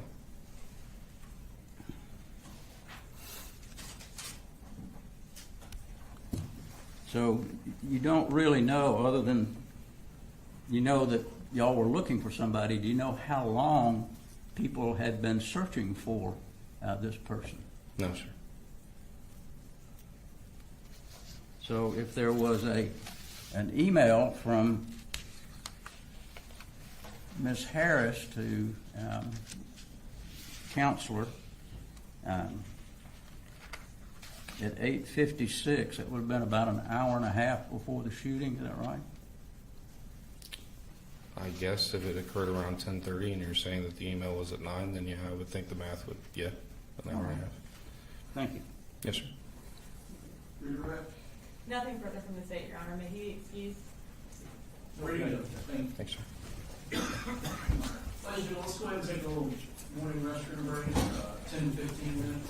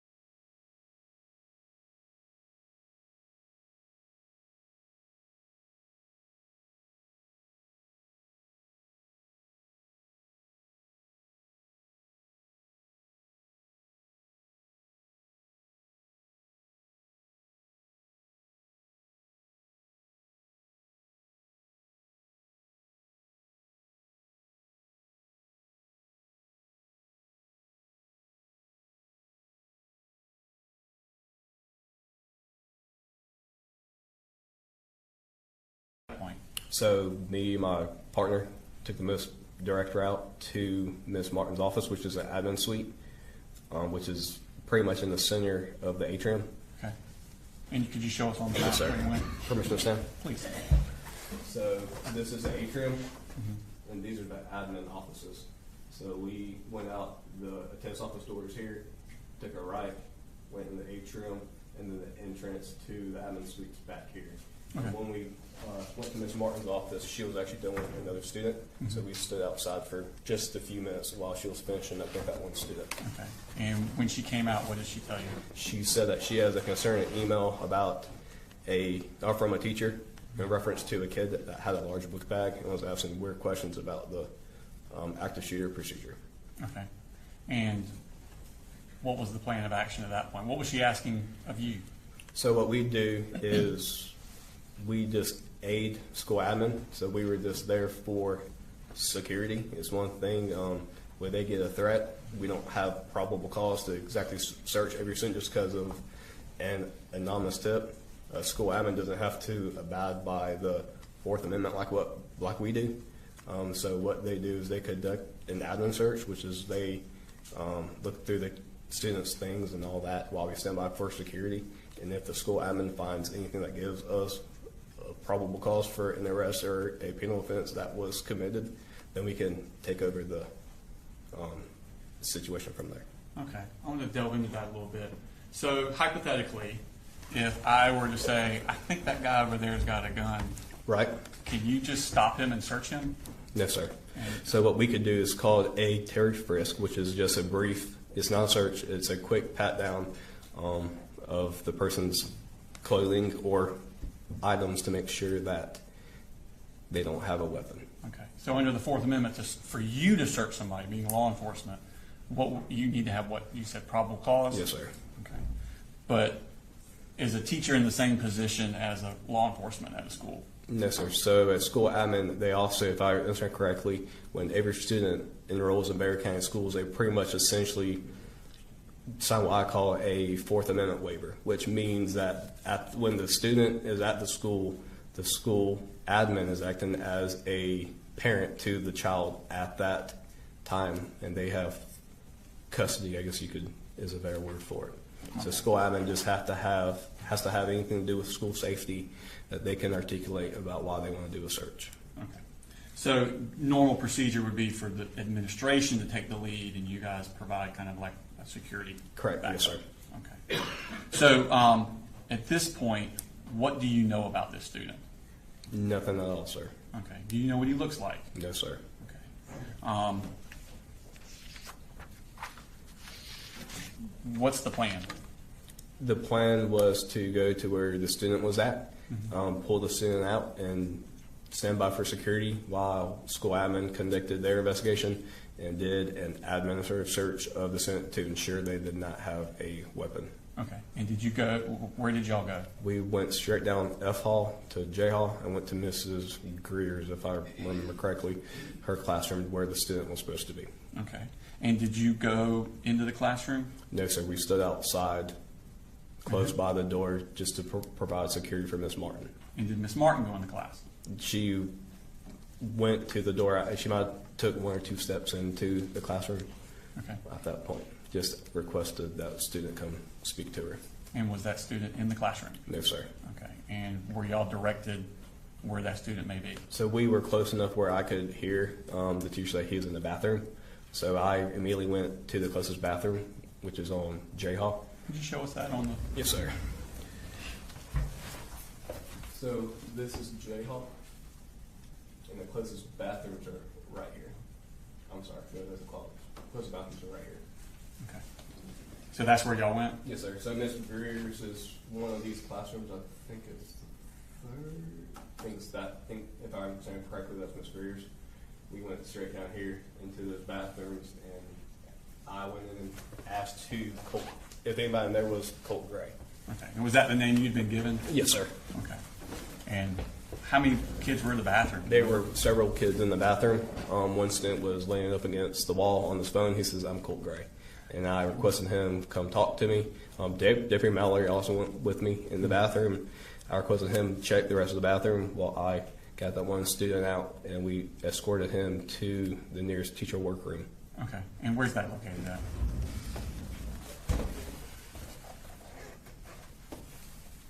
Right here. Oh, so just right there at it. Yes, sir. So it was only a few doors down. Okay. When you got to the teacher's workroom, what happened? Miss Martin the student left his personal belongings, his book bag, in the classroom. Miss Martin got that when we went and retrieved the student out of the bathroom. Okay. Miss Martin conducted an admin search of his book bag, and I did a quick Terry pat, which is me patting him down with an open hand. I did not I did not move any objects in his pockets or anything like that. Just a quick pat down to ensure he didn't have something I could identify as a weapon. Okay. And were there any weapons on there? No, sir. Was he being cooperative with y'all? 100%. And he was in shock. He didn't know what the heck we were talking about. Okay. At some point, does he tell you that there's another kid with the same name? I can't recall directly if he told us or if when we escorted that student back to the classroom, the teacher advised Miss Martin there was another kid. Okay. With But that at some name. point in that time, you realized there's Correct. another kid. The way I recall it is first time I've heard that is when we took that student, Colton Gray, but he also goes by Colt, back to the classroom, and then I heard the teacher said we also have another Colt Gray, and he's in the counseling office. Okay. And where's the counseling office on there? Right here. Okay. So what we did as soon as we got that information, we took the most direct route, which is down J Hall to K Hall, and we call this H Hall, straight to the counseling suite. When I arrived at the counseling suite, I immediately did a quick search of the suite to make sure that to identify if the student was in there. We checked closets and bathrooms, and he was not in the counseling suite. I talked to school counselor Miss Butler, who said that she received a call from the student's mother that morning, and the mother was just concerned about him. And then I asked her questions about concerned why, and she said, "Oh, she's just concerned about him. We just need to check on him." Okay. And where is Miss Martin at this time? She's still with Miss you? Martin went with us, so me, my partner, and Miss Martin all went to the admin suite, or I'm sorry, the counseling office. Okay. At that time. So he's not there. Correct. Where do y'all go next? So I asked Miss Butler for a picture of him. School uses something called Infinite Campus, which is a online website where they keep track of all the students' behavioral issues, their grades, their enrollments, everything like that. And most of the time, a current picture or the year before, depends what time of year it was, their yearbook picture is what's on their profile. So that I requested to see that so I could potentially identify or know what the student looked like. Okay. I'm going to show you Smart Space at number 107, which is already in evidence.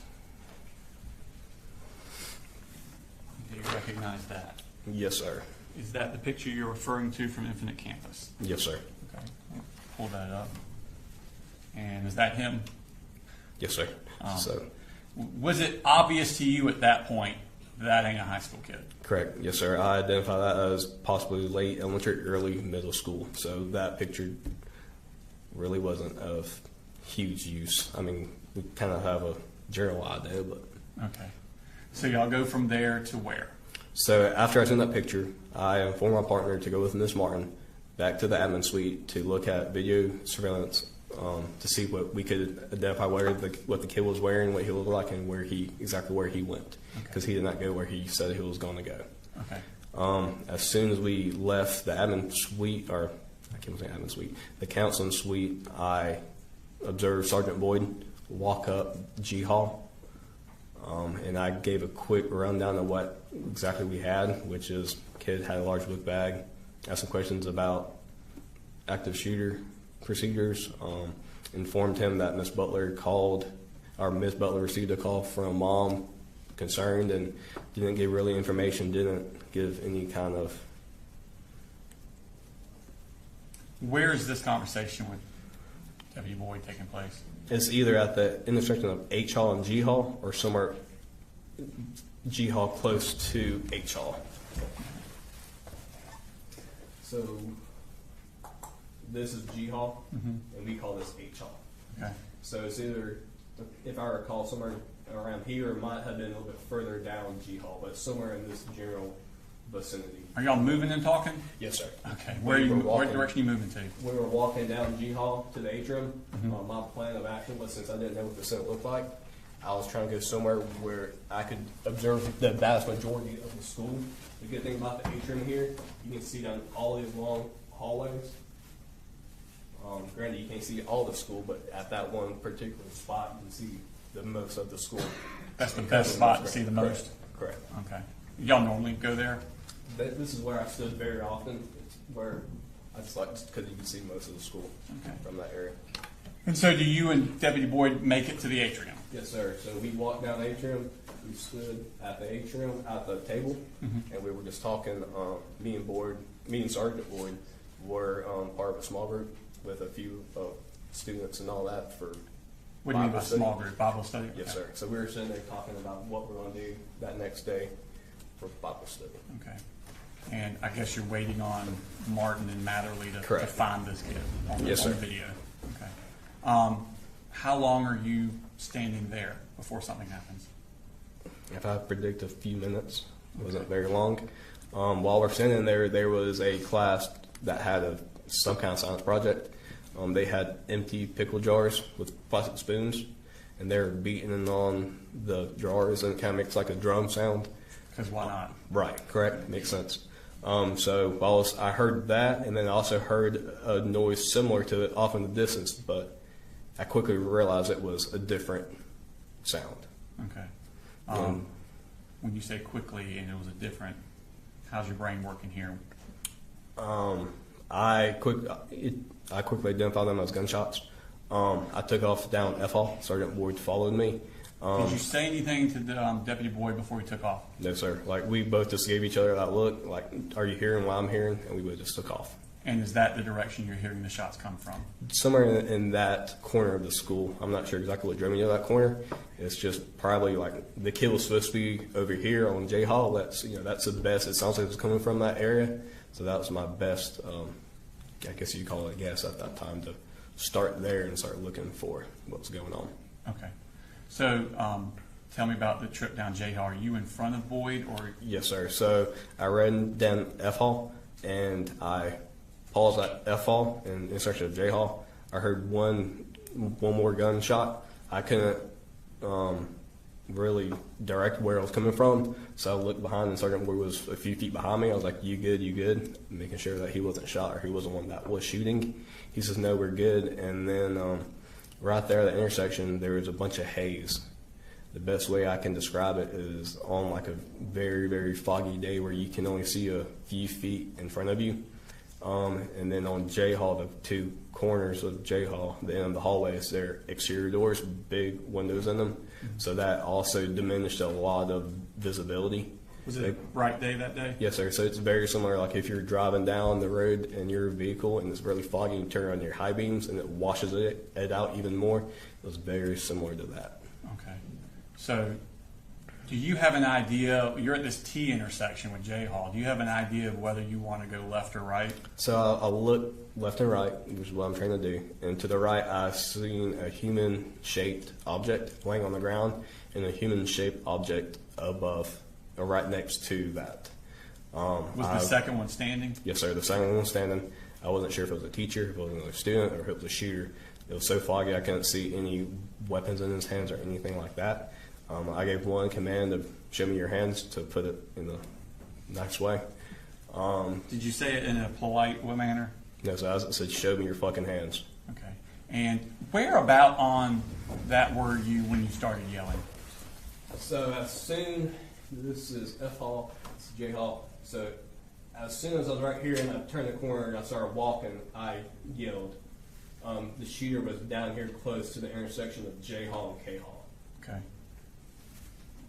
So where were you when you yelled? My first command was somewhere around here.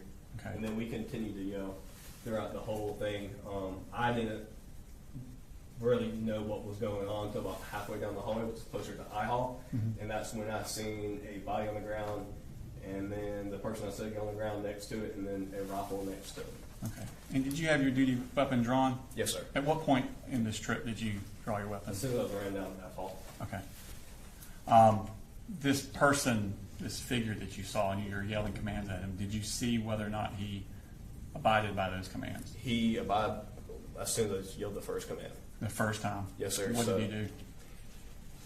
I could observe the head area of the human-shaped object turn and look at us, and then he or she immediately got on the ground and didn't move after that. Okay. What did y'all do at that point? So me and Sergeant Boyd were stacked up. I was in front, he was behind me, until about the halfway point where we could observe a lot better and see what we had. And then we split off. I was on the right side of the hallway, and Sergeant Boyd was on the left side. We were running down the hallway still yelling commands to not move and to not reach towards the rifle. Okay. What was he doing? He did the textbook as we were trained in the academy. He got on the prone position, which means he got on the stomach. He put his arms out to the side like an airplane, and then he turned his head and didn't look, turned his head away from us and wasn't looking. Are you telling him to do these specific things? No, sir. So he's doing that on his own volition. He did exactly on his own, almost like he knew exactly what to do. So what did y'all do when you were riding with him? So when we got close enough, Sergeant Boyd pulled his handcuffs out, and I kept him at gunpoint to provide lethal coverage while Sergeant Boyd placed him in handcuffs. Okay. Were you able to determine what was on the ground? So the human-shaped object was a body laying motionless. There was what I identify as an Air Star style rifle very close to the shooter. And then after Sergeant Boyd placed him in handcuffs, he conducted a search incident to arrest, where he found several magazines still fully loaded in the shooter's pockets. Okay.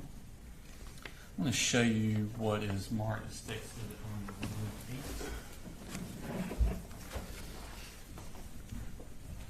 you can identify that. Yes, sir. That is the shooter. Is that the person that complied and was handcuffed by Deputy Boyd? Yes, sir. Your Honor, at this time I tender State Exhibit number 108 in evidence. Any objection? No, Your Honor. All right, 108.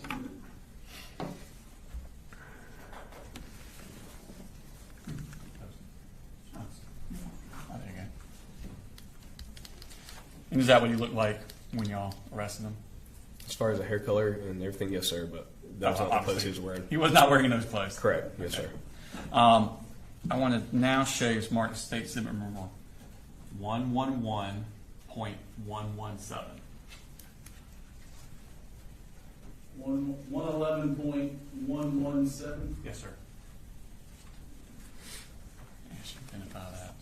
Yes, sir. That is the aerosol rifle I observed on the ground very close to the shooter. And is that the condition that y'all saw it in once Deputy Boyd pulled out the magazines? Yes, sir. So where the rifle is laying, as far as I know, nobody touched the rifle. I know I didn't and Sergeant Boyd didn't. And when the first wave, nobody moved the rifle. The magazines were placed next to it out of the shooter's pockets. Okay. And is And that so were the accurately, glasses and the AirPods. okay. Is that accurately reflected as you remember seeing it that morning? 100%. Your Honor, I tender State Exhibit number 111.117 into evidence. No objection. All right, It's published. So those are the one magazine in, 3 more magazines. Is that correct? Yes, sir. And those eyeglasses, did they come from the shooter? Yes, sir. And there's like a little AirPod there. Did that come from the shooter also? Yes, sir. Okay. So you have the shooter now. Deputy Boyd has cuffed him. What happens then? I immediately went to the human-like object on the ground to render aid. I quickly identified the human-like object as deceased. The human-like object had a gunshot wound to either the face or neck region, and there is no amount of medical care we could give or I can render to potentially save his life. Okay. So what are you and Deputy Boyd doing at this point? After I did that, we held the hallway. And what I mean by that is we were trying to provide as much coverage, make sure nobody else was coming down, because at that point, where we're trained is if there's one shooter, there might be 2 or 3. So we weren't sure if he was by himself or if anybody else was acting with him. So what we did was our backs were to person set up. Sure. Could you go back to the plan? We're going to pull up that name now. So this is about the area where myself, Sergeant Boyd, the shooter, and the deceased body was at. Me and Boyd stood in this general area, so you can see down this hallway, and behind us, while I watched the suspect in handcuffs. Sergeant Boyd went into these 2 classrooms to make sure they were clear. What I mean by clear is make sure there was nobody else in those classrooms that could potentially harm us. Why were you worried about those particular ones? Because that's where our backs were to. Okay. So we kept our backs towards the classrooms, and so we could see on the hall, see down, see out of this exterior door, and see down all of J Hall. Okay. And did y'all stay like that until backup arrived? Yes, sir. And the next person that arrived was Deputy Dawson Matherly. He stood here with an aerosol rifle, his patrol rifle, and provided coverage down K Hall. Okay. And then after him, Deputy Cook, who's the SRO at Heyman Morris.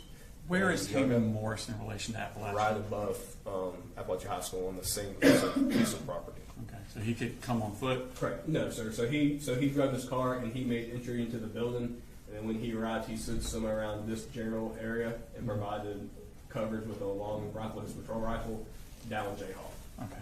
And how long did y'all stay like that? Probably a few minutes, sir. Okay. And then what happened? The first wave of reinforcements, as well as the first RTF team, arrived. And then as soon as they got there, I took off and started to check classrooms. What were you checking for? Checking for any other shooters, and also checking to make sure there was nobody else in the building that was injured and needed medical assistance. How long after the shooter was secured before the first wave arrived? Less than 10 minutes. Okay. More than likely, granted, sure. it was like in that situation, it feels like a long time, but it was pretty quick. Okay. And tell me about the process of entering these classrooms. Are they accessible? No, sir. So during the hard lockdown, and plus hearing the gunshots, everybody was stacking bookshelves, desks, chairs, whatever they could against the door. So when we made entry, it was kind of like wasn't like making forced entry, but you had to really push really hard to get whatever bookshelf or desk or whatever out of your way to gain entry into the classroom. Were they also locked? Yes, sir. How are they unlocked? So all SROs are issued a master key, several master keys, but they have one key that does all classrooms. So I just started unlocking doors because it's like the first wave. Not many people have keys that I was about to ask, does the random Correct. police officer have a No, key? sir. Okay. So the random police officer does not have keys. So I started running down, checking doors, unlocking doors, and assisting with any victims or anything within J Hall. So you're going down J Hall? Correct. Okay. Do you come upon a room where there is victims? Correct. Which room is that? Mrs. Ryan's classroom. Are you one of the first ones there? Yes, sir. Okay. Describe the scene of Miss Ryan's room when you arrived. There are a bunch of bullet holes in the wall. I looked down to my right-hand side, closest to the door. I observed a human-like object laying on the ground motionless. Went and checked on him and deemed he was deceased. No amount of medical care could save him. And then there was a few other victims in that room, and then one student caught my attention and said, "She just went out, she just went out." So I went over to that student, picked her up. Do you know now what student's name was? Her name was Taylor Jones. Taylor Jones? Yes, sir. Where was she injured at? I had no idea, sir. Okay. I just know that she was, her friend said she just passed out. I went up to Miss Taylor Jones and I observed her. She was laying motionless. She was white as a sheet. Her lips were blue. I wasn't exactly sure. So I picked her up and started making my way to the door. So I made my way to the door. A stretcher was right next to that door. I laid her on the stretcher, myself and Lieutenant Woody. Started to see where she was hit. I lifted her shirt to see if she was hit anywhere in the upper torso region. Lieutenant Woody went down around her lower, like her legs and all that. I said to lift her shirt. He started doing her legs, and the RTF member came up, and then I immediately left and started checking more classrooms because that's not my area of expertise. Where did you go after that? I just started checking classrooms down F Hall, and then after that, Were other people coming into Correct. Ryan's room? Yes, sir. So you checked which hall after that? F Hall. And that's the one you had originally run down? Correct. And then I went everywhere. I think I ran 7 miles that day according to my watch. So you said first wave. Right. How long before the second? What do you mean by waves? So the first group, sir. The Okay. first group of people came, and then I took off. I really wasn't paying attention to when more people got there and how many people. I was very antsy. I was want to make sure nobody else was hit, nobody else was injured. So once that first wave got there, I just took off. Started checking, and I was just trying to stop the dying. Okay. And how long before y'all had cleared the school? I have no idea, sir. Like we cleared the whole school probably 5 or 6 different times. Okay. And about how many law enforcement personnel arrived that you could notice? Honestly, sir, I didn't know how many people were there until after everything calmed down, and I went out the attendant's office door just to get some fresh air, and then I was just in awe of the amount of support we had between blue lights and red lights. Okay. How long were you working that day? If I recall correctly, I think I was forced home because I wouldn't leave around 7:30ish. Okay. Could be wrong. And did you give a statement to the Georgia Bureau of Investigation about Yep. your involvement? Yes, sir. Just a second, please. I have no further questions. Thank you. Thank you.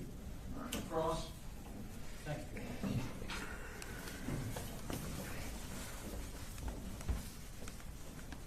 Good morning, Deputy King. Morning, sir. How are you? Good, thank you. Where in relation to Ms. Greer's room is the closest bathroom? Permission to go up and show you? That'd be great.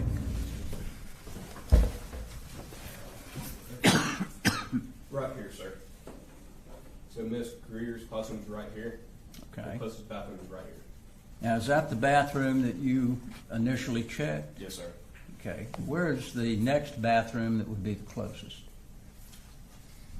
On I hall, sir, which is right here. Okay. Did anybody check that bathroom at any time, do you know? Not to my recollection, sir. Okay. You had indicated that you didn't have, you can go ahead and sit back down, thank you. You had indicated that you didn't have a description of Colt Gray. Right. But you talked to Miss Butler and she provided that photograph. Yes, sir. Did she indicate to you that she had seen Colt Gray close in time to this situation? No, sir. Did she provide you any information about what he looked like, whether he was black, white, Hispanic? If I recall correctly, she just said the white male. Okay. Did she say anything about the length of his hair, what color hair he had, Not to my recollection. or how tall he was? No, sir. Where in relation to Ms. Greer's classroom is Ms. Harris' classroom? Is it fairly close? Kind of, sort of, sir. Miss Harris is on G Hall, and then Mrs. Greer is on J Hall. And while you were there, did anyone get Ms. Harris to come up and identify what the person may look like? Not to my knowledge, sir. Did you ever see a book bag close to the gun or close to Colt Gray when you saw him initially? No, sir. Do you know where that book bag may have been? No, sir. Was it ever found in the bathroom or the classroom? Do you know? I have no idea, sir.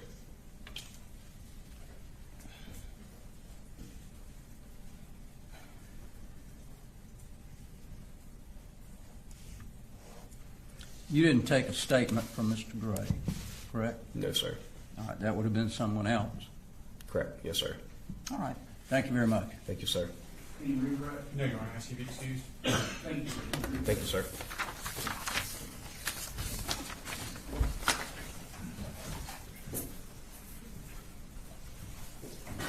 Our next witness is going to be the lengthy one, Your Honor. I don't think there's any food here yet. So if you want to go ahead and start them, and then we'll stop them. State House Special Agent Daniela Stewart.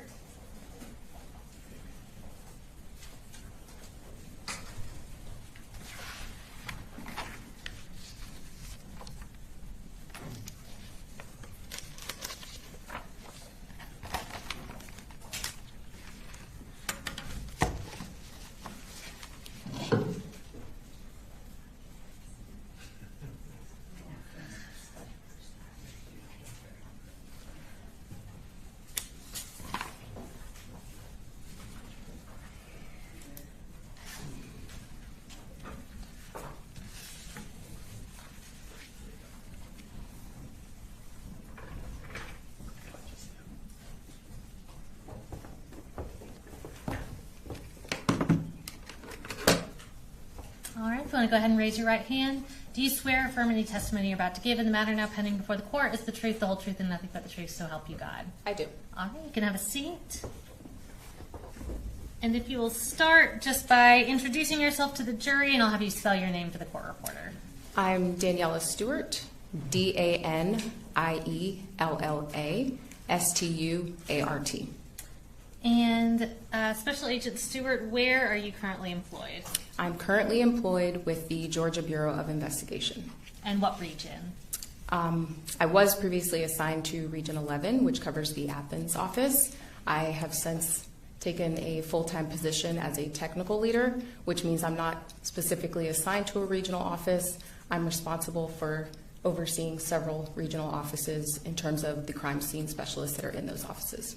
Okay. And back in September of 2024, were you specifically with Region 11 at that time? Yes. Okay. And tell us about Region 11. What area does that cover? Region 11, the office is in Athens, and it covers the 11 counties that surround the Athens area, and Barrow is one of them. All right. And tell us a little bit about your role now, and then I'll have you kind of go into what your role as a crime scene specialist is as well. Okay, so as a technical leader, like I stated previously, I'm responsible for helping train new crime scene specialists and teaching them how to work crime scenes. I'm responsible for 4 offices. So I have the Athens office, I have the Calhoun office, which is in the northwest region of the state. I have the Metro Atlanta office, and then I also have the Augusta office. Okay. And tell me about what being a crime scene specialist entails. So in my role as I'm a technical leader, I'm also a crime scene specialist. So my official title is special agent, but I specialize primarily in crime scene. So being assigned as a crime scene specialist to the Region 11 office back in September of 2024, my responsibilities specifically were to only work crime scenes. I'm not typically the one responsible for interviewing witnesses or getting medical records or running the case, so to speak. I'm responsible for running the crime scene and gathering the evidence that goes along with that crime scene. And give us a little bit of background on your education and training that led to that position with the GBI. So I have a bachelor's degree in sociology from Wake Forest University in North Carolina, and then I have a master's degree in criminal justice and criminology from Georgia State University, which is in the heart of downtown Atlanta. And I started working in the crime scene capacity for the Atlanta Police Department back in 2013. I was with them for approximately 2 years. I operated in a civilian capacity, which means I was not a sworn law enforcement officer. I did the same roles, though.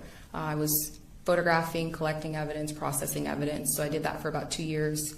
Atlanta is a very busy agency, so there I responded to close to over 500 crime scene calls, ranging from burglaries to homicides. And then I was with the DeKalb County Police Department, also as a civilian crime scene investigator. And I was there for about 5 months, worked a handful of homicides and assisted with processing vehicles and working homicides. And then I got hired by the GBI in 2015. So I've been working with the GBI for about 9 years total. I did take a 2-year gap to kind of do something different in investigation. So I wasn't in a crime scene role, but I got back into a crime scene role. Once you're with the GBI, do you get additional training in crime scene processing? You talked about photographing, collecting evidence, that kind of thing. Does the GBI continue to train and hone your skills in that area? Yes. So we go through a special agent academy. Well, first of all, to be certified as a law enforcement officer, you have to go to a police academy, which back then it was about 10 weeks. You have a 2-day crime scene processing class within that academy. And then when you get hired with the GBI, we have an agent academy, which back then it was about 11 weeks. So another 400 or so hours of additional training. We have a week specifically of crime scene in there. I am also a graduate of the National Forensic Academy, which is an 10-week academy in Oak Ridge, Tennessee, which is just outside of Knoxville. So we do training in bloodstain pattern analysis, shooting reconstruction, latent print processing, photography. We, get specialized training specifically in working crime scenes and analyzing evidence. I also teach for the University of Tennessee, so I teach crime scene classes throughout the state and also throughout the country for them. And specifically within the GBI, we have additional training crime scene wise. We do monthly training on various crime scene topics. So we're constantly training in the area of crime scene and forensic science. And I want to talk briefly about one specific area of what you do, which is laser scanner operations. Can you tell me about kind of what specifically y'all use and what that is? Yeah, so we use a 3D laser scanner. And the specific model that we have, we have 2 models at the agency currently that we use. We use an RTC 360, which is a bigger scanner. The range is about 130 meters, which is approximately 426 feet. And we also use a BLK 360 scanner, which the range for that is 45 meters. So it's shorter distances, better for inside scenes. So we have additional specific training in how to utilize that equipment. Okay. And tell us kind of what situations that equipment is useful for. So it is primarily a measurement tool. So if you've ever seen people on the side with the giant yellow-colored tripods surveying the land, a lot of them are using Leica equipment. And I think the biggest thing to understand with the Leica, again, like I said, is it's not necessarily a photography tool. That's what our camera's for. It is a measurement tool. So it allows us to capture millions of measurements within our scene and create a 3D point cloud so that we can go back in, get additional measurements, and essentially be able to walk through our crime scene in a 3-dimensional space. Okay.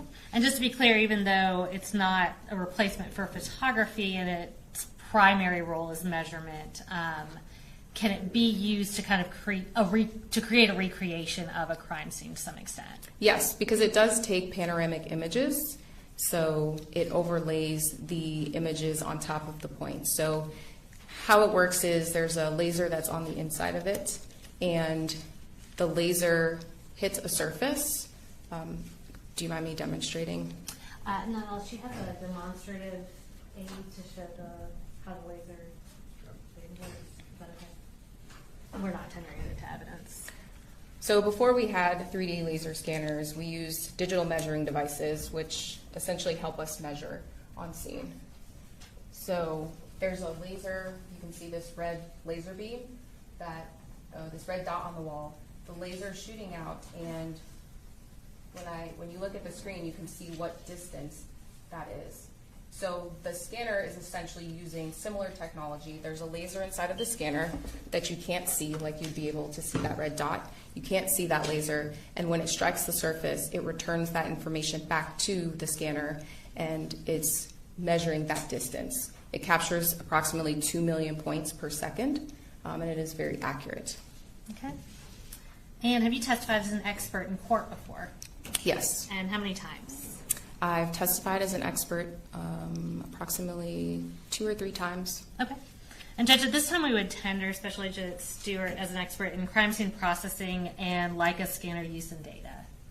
No objection. No objection, Judge. All right, she'll be using me as an expert. So I'm going to ask you kind of a broad question.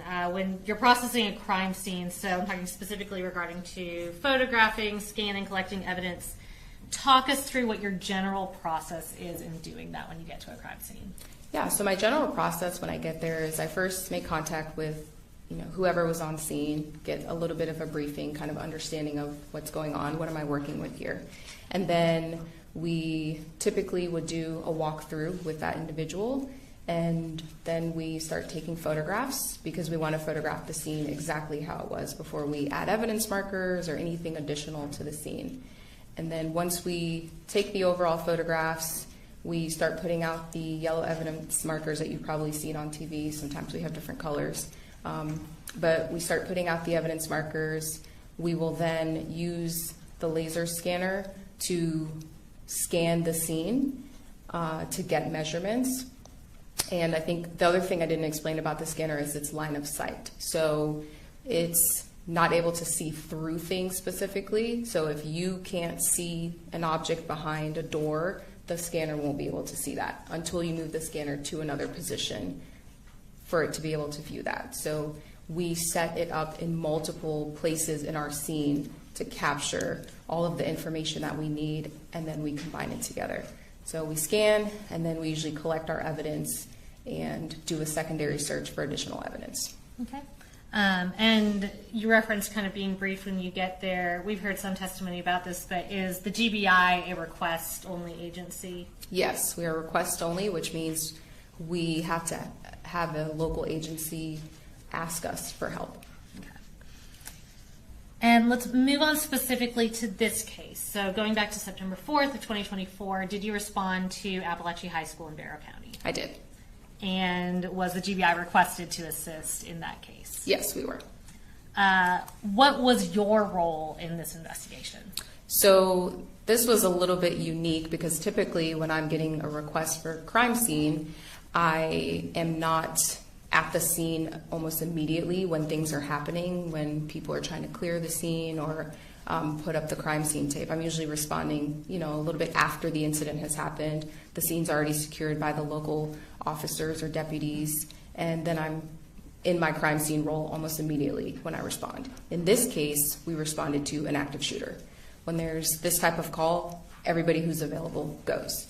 So I responded in that capacity and was part of the process of kind of securing the crime scene. And then once we kind of figured out what we had going on, then I switched into my crime scene role at that point. Okay, so you kind of ushered the transition from active investigation to evidence collection, processing, that kind of thing. Yes. Okay. And how long did it take to process this crime scene in total? So this took approximately 3 days for us to process the scene. Okay. I'll go ahead and start with one specific aspect of the investigation. So in processing the crime scene, did y'all use a Leica scanner, the type of scanner that you've been talking about? Yes, we did. And how many did you use? So we actually used 3 scanners. A couple weeks prior to this incident, we had specific Leica training. A representative from Leica came to our training center in Forsyth, and we had a week-long training about how to use multiple scanners in a scene and then put those scans together. So the exact skills that we used during the Apalachee scene were the skills that we had learned during that training. And at what point did y'all actually use these scanners to scan the crime scene here? We started the crime scene examination, I think around 1:30, and we immediately started using the scanners because we had decedents that were in the hallway and in classrooms, and we wanted to properly document that. So we had a couple of people taking photographs of that and then immediately scanning that area. And just kind of generally talk us through what it looks like for, in this case, for y'all to obtain the appropriate scans from this whole school. Yeah, so like I said, we deployed 3 scanners. We had about 5 or 6 crime scene specialists and our crime scene coordinator on scene. That's not typical of us. Typically, it's 1 crime scene specialist working a scene and we have 1 scanner. But because we had evidence in different hallways and different classrooms and we wanted to work efficiently, we deployed 3 scanners and we captured 151 scans of the evidence Okay, and you testified that y'all had recently been trained in using multiple scanners and combining those into one image. Were y'all able to do that in this case? Yes, we were. And have you had the opportunity to review that 3D mapping of Apalachee High School prepared by those combined Leica scanners in this case? Yes. Is it a fair and accurate depiction of the crime scene? Yes. In preparing for this trial, did you take that scan and essentially pre-record a walkthrough of the crime scene using the scan? Yes. And in doing that, were you essentially trying to follow the shooter's path in this case? Yes. And are there any contextual details that you want to explain about the appearance of the video before we tender it and publish it? Yes. So when I say fair and accurate, what you will notice with the scan data is that it's not going to look as smooth as a photograph or an actual video walkthrough because it's consistent of millions of points. So if you can imagine, you're looking in the courtroom right now, things are made of wood or whatever material. When you're looking at the scan data, you'd almost have to imagine that if this courtroom was made out of Legos, right? So if all the walls were made out of Legos, all of the furniture in here was made out of Legos, and each Lego represented a point in the scan, that's kind of how it would be. So if you walked into the courtroom and it was made out of Legos, you generally know what you're looking at. But it obviously doesn't look as smooth as if it's made out of wood or other materials. So it may look a little, I guess, grainy, so to speak, because its primary job is to capture measurements. And every surface that you see in there is consistent of millions of points, or in my analogy, millions of Legos.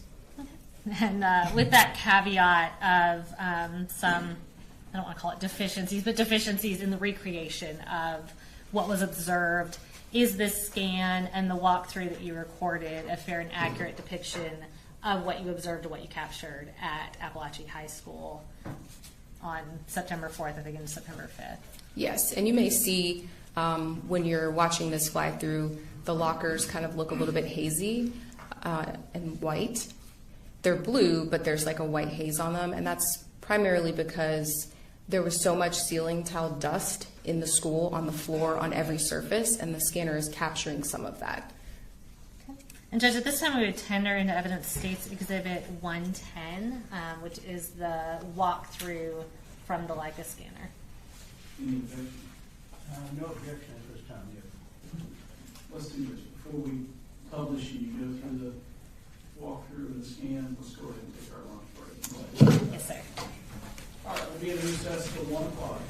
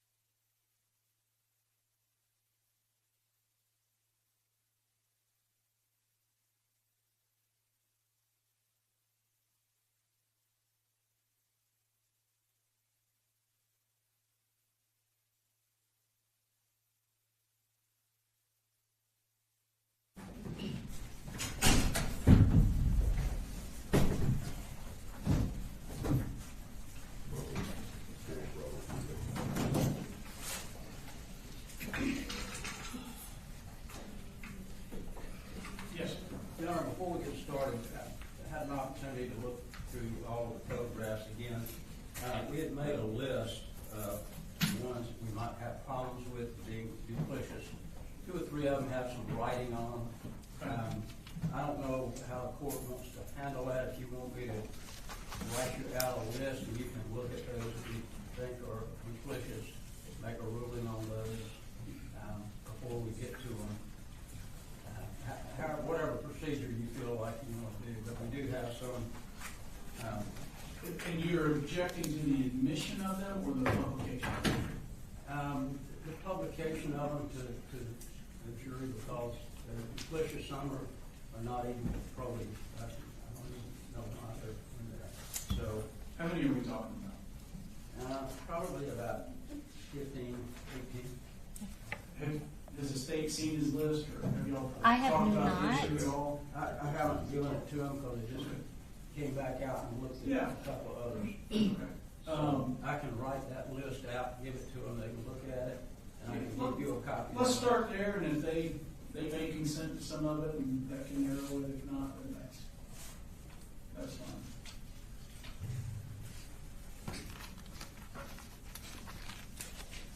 Is the thrust of the argument unnecessarily cumulative, or? Pretty much, Judge.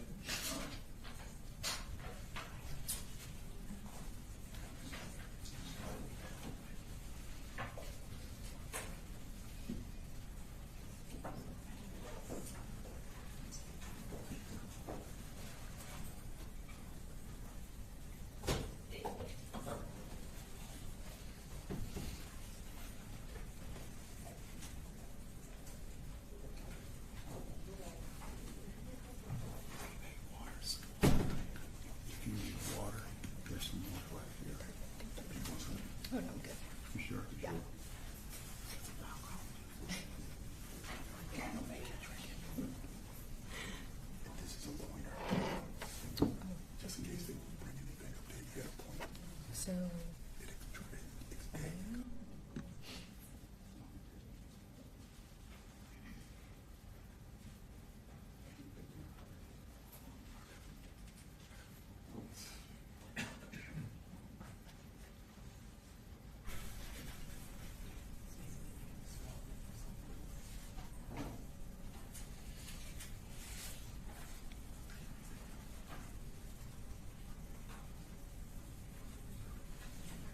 Daniel, let me ask, so were you going through pictures first, or were you going through the scan? We're going through the scan first, but the video is only about 10 minutes. Okay. We'll probably pause a few times to give some context, but I don't know. If you're asking for efficiency's sake, I don't know if bringing Well, it in for that's really if we're about to have an hour of testimony before Right, we right. get to the pictures, then I was going to say we can just go ahead and start and Yes, sir. take a little break, but if it's 10 minutes in, then we might as well address it now. Sure.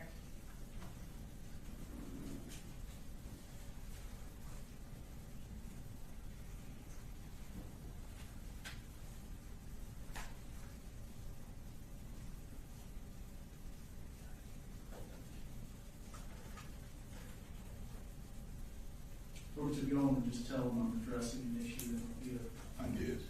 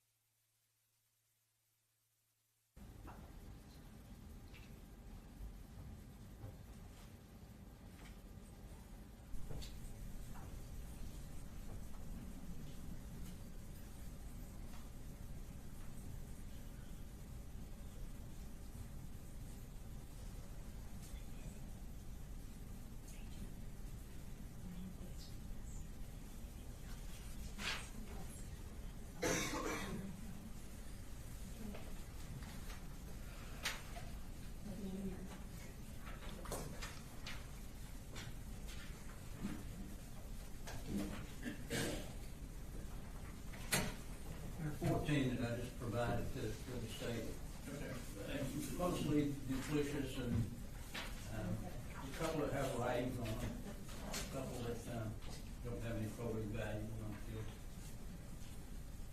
Give me a minute, what about?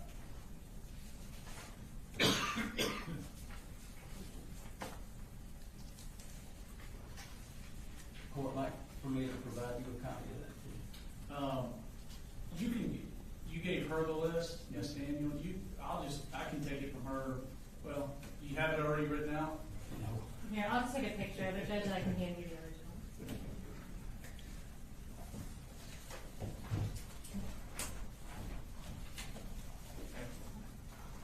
He's very technical, not iPhone 2, you won't do that. Very technical.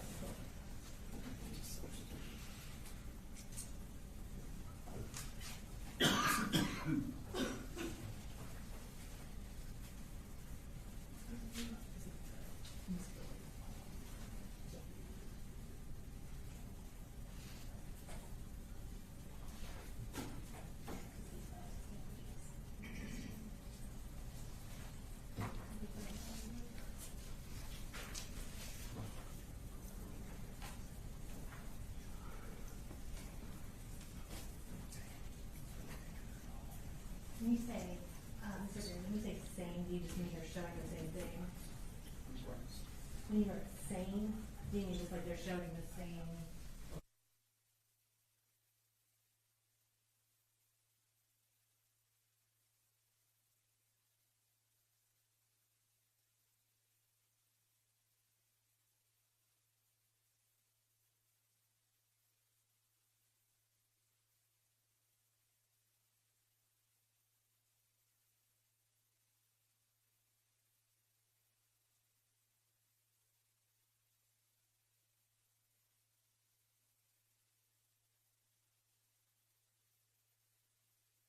Is that the one sided?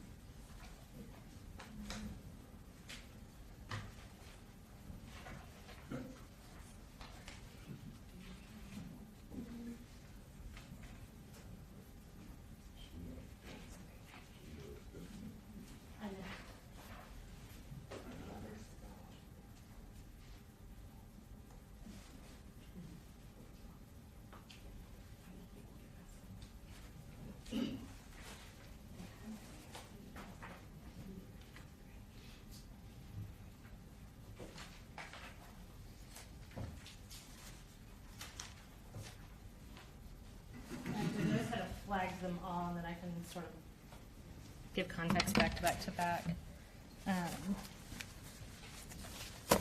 So I'm going to start with States Exhibits it's 111.9, 10, and 11.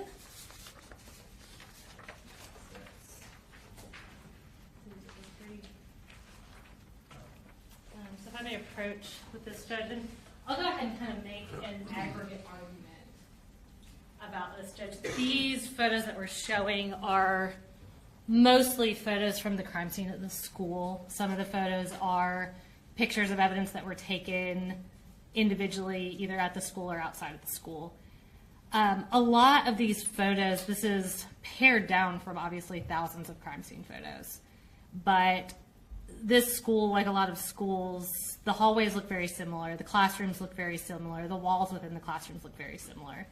So as we're going through it, we do have some pictures to orient the jury to where we're talking about, what we're talking about. So those three, for example, Judge, I think those are essentially three pictures going down a hallway, but we're showing the jury what hallway we're talking about as we're going down the hallway and helping orient them while we're talking about the crime scene itself. So the purpose of that is not to show three pictures of the same object, but to provide orienting photos as we talk about the crime scene, in addition to showing the evidence that was at the crime scene. All right. And with these three, you know, I don't. And Judge, Ms. Brooks did just apologize for cutting you off, make a good point of part of this too, even as recently as last night in talking to Special Agent Stewart about this, part of it is to orient our witness to where we're talking about in the crime scene as well. Again, with the sort of visual redundancy throughout the school, it is hard to tell what hallway you're looking at, what classroom you're looking at, what locker you're looking at without some kind of orienting point. All right. Again, with these three at least, I don't know if there's any particular degree of prejudice to the defendant.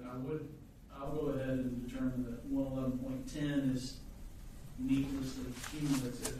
I think essentially everything in it is depicted in 111.9 and 111.11. I don't know that we gained anything from 111.10. You think that, because you know your case, I do not. If there's something you're aware of that I'm not, go ahead and let me know. Can I get this back from you? Yes, ma'am. And I would also ask if there's something excluded, Judge, if we needed to use it as to refresh the recollection of our witness, even if it's not placed into evidence, for the court's permission to do that. Sure. 111. So, Judge, we'll try to pull these out of our presentation as we're going, if there's any additional ones, so we're not wasting any more time. The next one, Judge, is 111.13. That's this one. That's this one. And I believe Mr. Berry's objection to that one's relevance. Judge, to no probative value for that particular photograph does not depict any bullet holes or blood or anything that the state would need to show. It's just And Judge, it is a poster board. It is the poster board that was used to conceal the weapon that the jury is going to see in surveillance videos. It's been referenced repeatedly by witnesses throughout the trial. It also shows a shoe that I believe to be Natalie Griffith's shoe that was testified to that she lost when she was being carried out. All right, so this is purported to be the poster board that was wrapped around. Used to conceal the weapon. And the shoe that has blood on it would be Natalie Griffith's shoe. All right, I would overrule the objection. There's some probative values we have heard about the poster board. So that's 111.13. All right. The next ones are 111.35 and 111.40. And I believe the argument there is that it would be cumulative.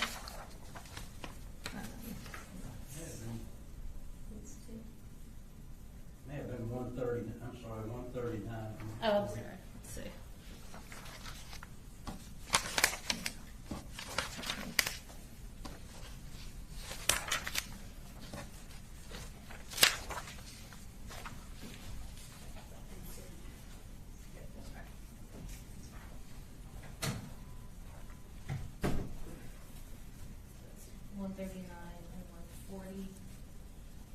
And Judge, again, those photos orient both the witness and the jury as to where we're looking in the classroom. One photo shows evidence markers that the other does not show. One shows closer up the evidence in the classroom better than the other one. I think it's important to be able to show, this is a complex crime scene, and these classes are specifically from Miss Ryan's room. I think it's important to be able to orient the jury and show the totality of the crime scene. Judge, Yes. we think that one certainly is enough to orient, or it's just a little bit farther away. It's, you know, you see pretty much on the far away everything that you need to show.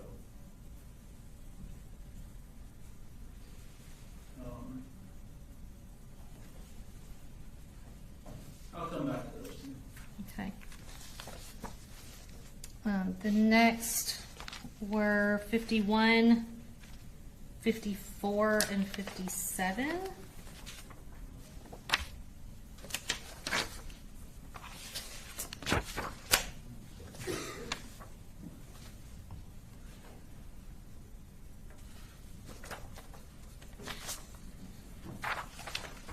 We might have. We've got these two, but we've got this one. I don't know if that's. I may have front 58 in there too, make sure somewhere around. So 54 and 51 together, and then 57 and 58 together. Okay.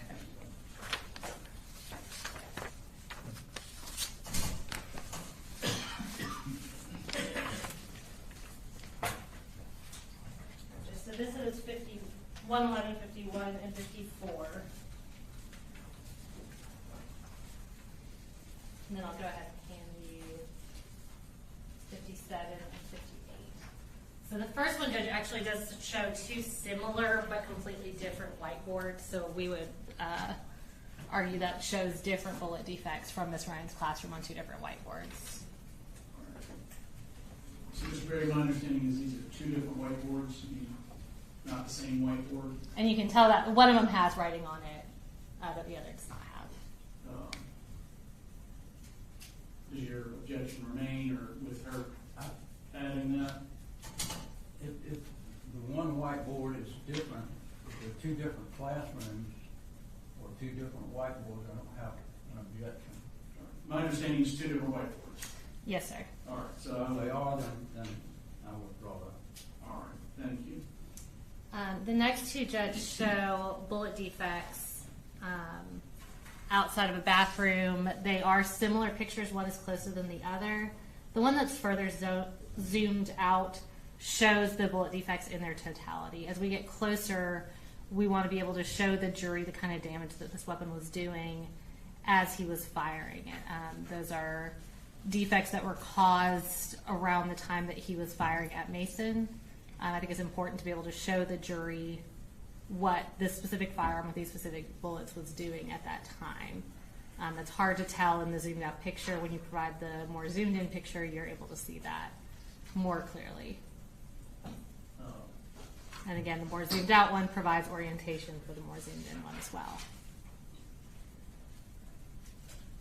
You know, honestly, there's nothing that would prevent the state in 111:57 with more zoomed out from publishing it, and then as we do on a phone, zooming in and showing. It's the same effect as if they just did 58 separately.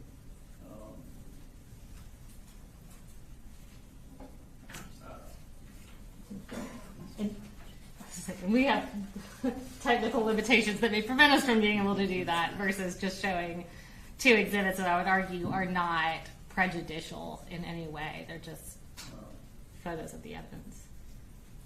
All right. Come back to those. What else? Next, he has. Okay, that was. I'm sorry, Judge. Was that 57 and 58? Correct. was. Okay, thank you. Next is 111.81 and 111.83.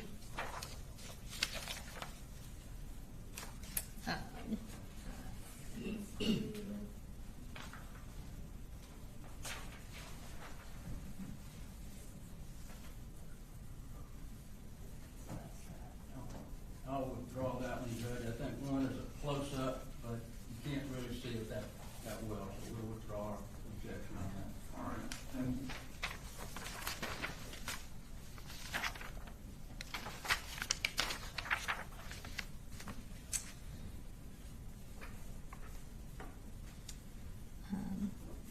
Next, we have, I believe it's 84 and 94. Those are as the program value.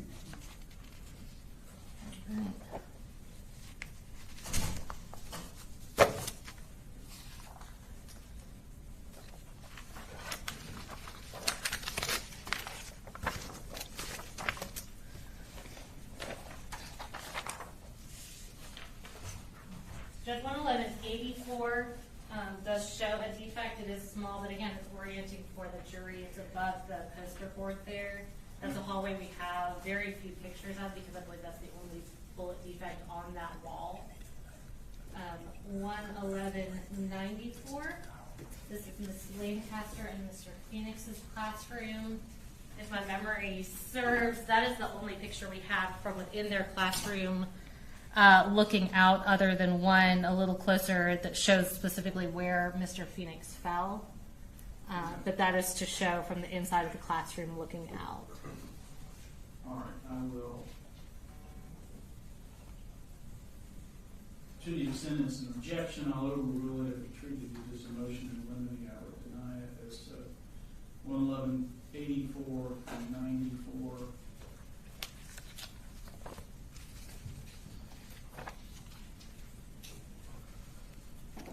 And then I think the next one.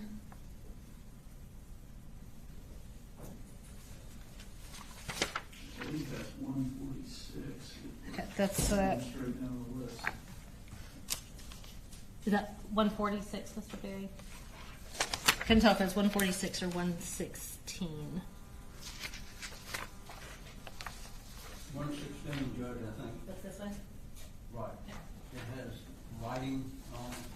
Generally, I don't know if we put the writing on there, but it is directive sometimes, so I'll always object to any writing on photograph. That just shows. That is going to be this witness's, I believe this witness's writing. Correct. That's just to orient where it comes from. We're going to tender that actual physical piece of evidence into evidence. The writing on it says from backpack. It is part of the same exhibit as the backpack. So I think in this specific case, I don't really see how that has any sort of negative impact. Well, in your understanding and your proffering is that the witness is going to testify to the same that's written on here. Correct. And then when the physical objects are tendered in, they're all in the same evidence bag. That object, I think another object in the backpack. All right. What I'll do is I'll instruct the jury that the evidence testimony regarding this item or where it came from, not the writing on the exhibit. But I'm not going to exclude the exhibit. Okay. And the next one is 117. We got a lot of photographs of the gun. Which I don't know that we have. Plus, we got the gun. Oh, 117. Yeah, 117 was previously introduced through Deputy King. Through Deputy King. All right. So it's already admitted. Yes, sir. And the reason we have it in Agent Stewart's presentation is just to provide context for where that photo came from. Judge, I was using 117 in relation to, I think it's 139, 107, 108, 109, and all showing the firearm. Okay. Especially since 117 is already in. 107, 108, 109, and 139.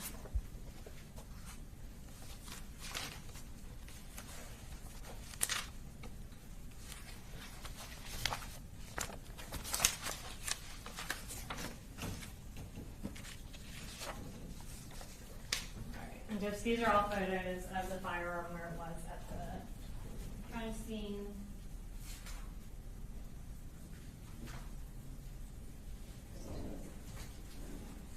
Each one of those, Judge said, shows pretty much exactly the same scene. It's not really for orientation because you can orient it completely.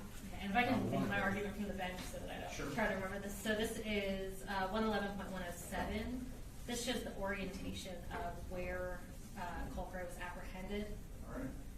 This shows specifically these objects surrounding it.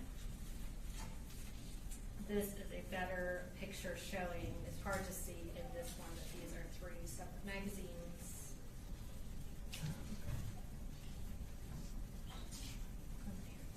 That's the last one, and that is to show the distance between where he was apprehended and where Mason's body was.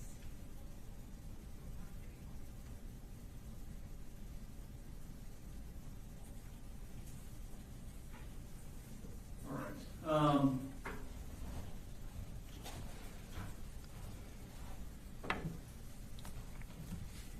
So I would allow 107, 108, 139. There is some difference from each, whether it's orientation, showing its respective position to Mason. A little bit closer photo, 108, I think 109. I'll call that needlessly cumulative. You can see it fine in 108.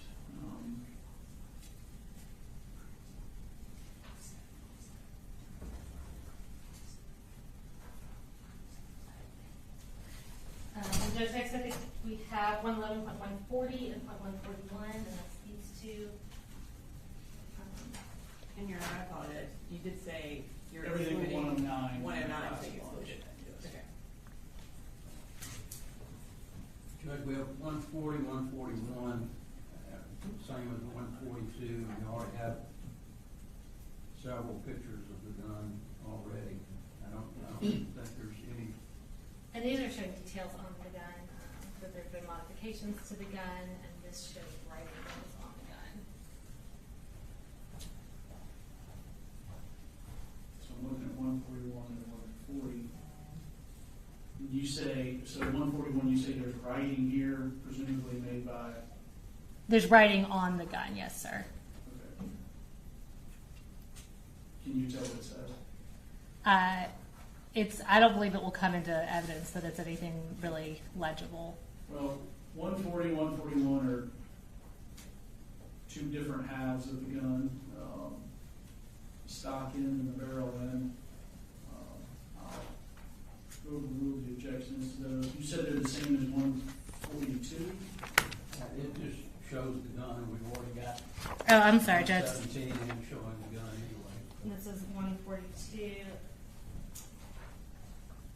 And that's just showing the gun out of the context of the crime scene. Just a clean picture of the firearm itself.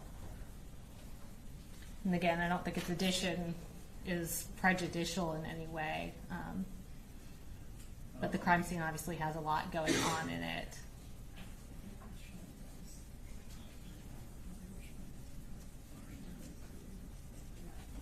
Okay, that one specifically? Mm-hmm. Okay. And Judge, we're not publishing 142 through this witness. We do want to introduce it through this witness. but it'll be used for reference at a later time. All right, well, I'll just reserve ruling on 142.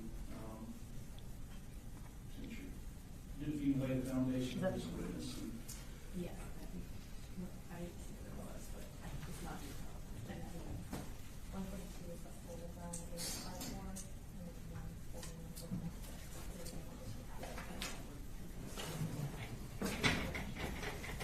And okay, that's the same for those three pictures, Judge, of the gun on the cardboard.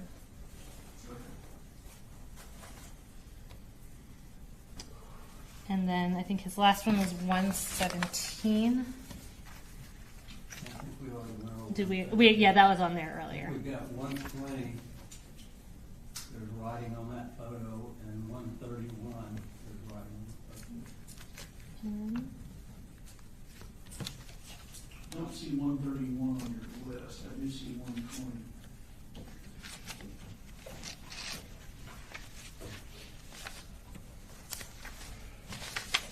Okay.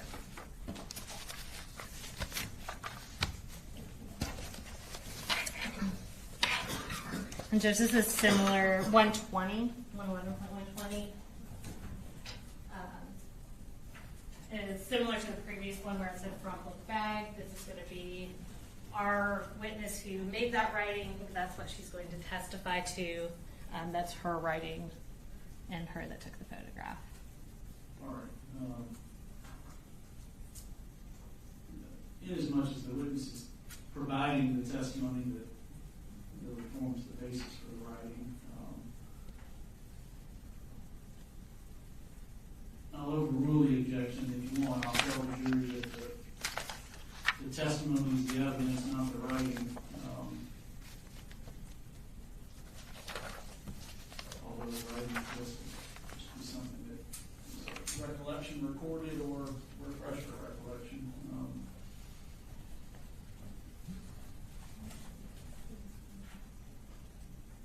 But these is admissible. 122 and 129.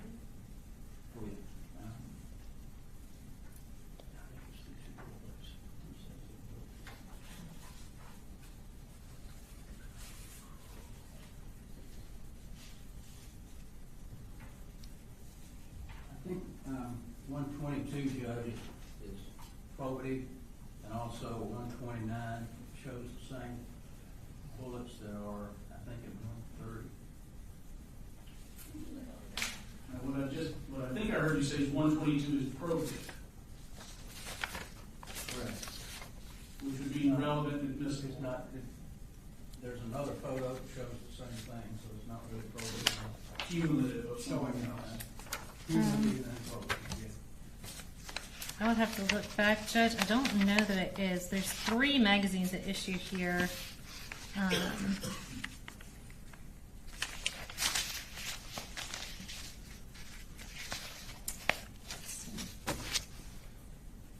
Okay, that's, yeah, okay, 122 and 123. So that's just zoomed in of that. Okay. So you're objecting to this one in relation to this one. Correct. Okay, I'll start with that.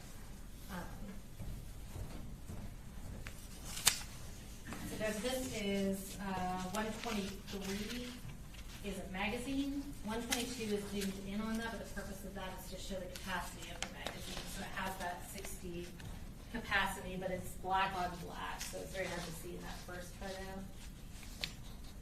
You think the 60 is the capacity of the magazine? That's the 60 plus or minus. Yes, sir. Is it a double magazine? Okay.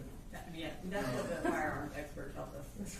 We're calling a whole expert to cover all that, Judge. All right. But I think the writing on the magazine is very relevant as to what Colt Gray had on him at the school, and that's not easily visible in the zoomed out photo. All right, I'll allow the. I think the last one, Judge, is a series of shells, unfired projectiles, and there's another one. Shows the same thing, but they're laying flat. 122 and 129. They're flat. So this was 122. Do you have 122 up I there? have 122 and 23. Okay. So you're saying 122 and 129 are cumulative? Okay. Okay, I see what 122 is. Yes, ma'am, it's the 60. That's it on top. So 122 shows the outside of the magazine.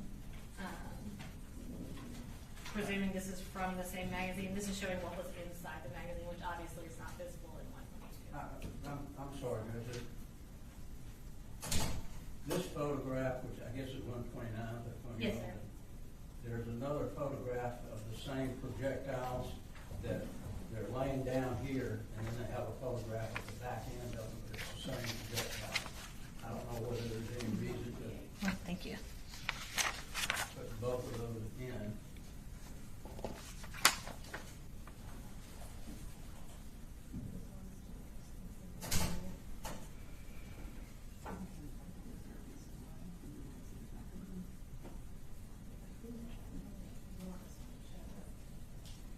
Judge, we can take out 111.128. Great. Thank you, Judge. I think that was the last one I had. All right, so 128 says, removing, Do you have any objection to me just showing our witness what we've taken out? Do you have any problem with me showing our witness what we've taken out, just so she knows as far as that goes? all right, I will, Okay. bring up the motion or sustain the motion as to 140 being, I'm sorry, 40 being needlessly cumulative of 111.39 and 111.58 being needlessly cumulative of 111.57. So we're removing. 111.58 and 111.40. And can I get, Yes, ma'am. I think these are the ones that are fine. These were three that were excluded. I'm going to apologize to the court reporter in advance. I was trying to keep them in order, but I do not know that we're there at this point. So 58 and 40, in addition to, what did you say about 109, Judge? 109. That's already been removed. That's been removed. Okay.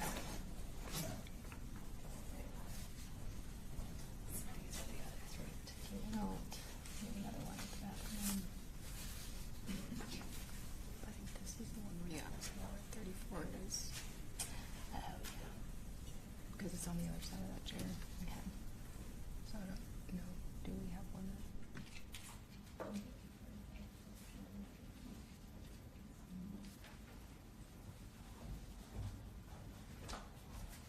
What's the delegate grade?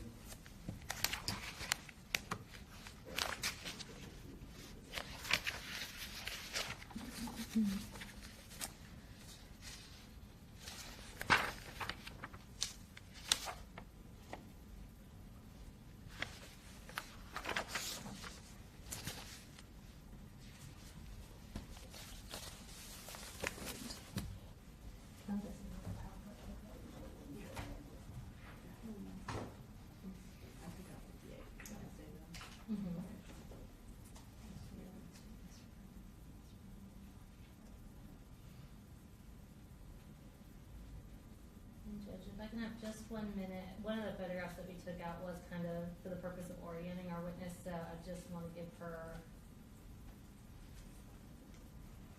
a little bit of a heads up. Okay.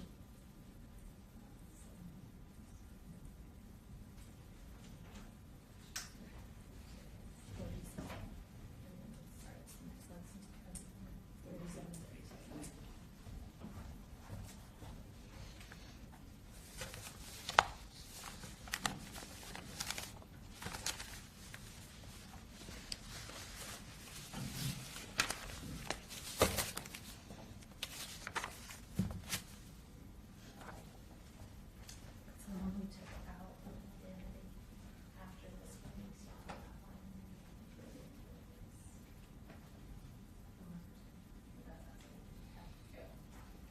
And I'll have it, like I said earlier, I'll have that one up here if you need some kind of orientation that I can refresh your recollection with that.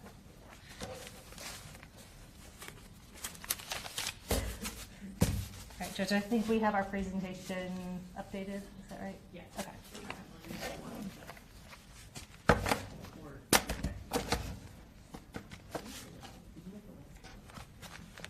I've got a.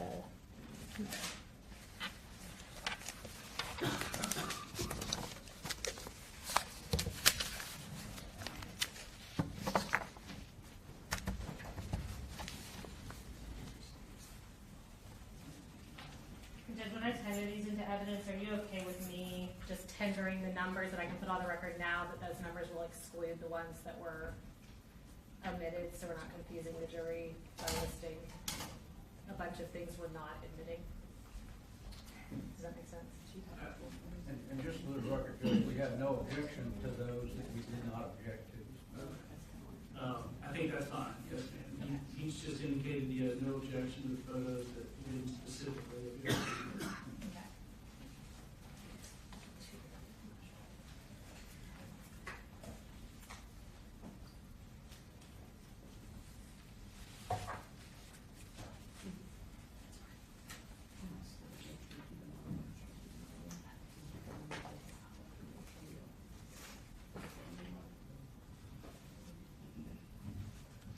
Ready for him? Yes, sir. All right, bring him in, folks.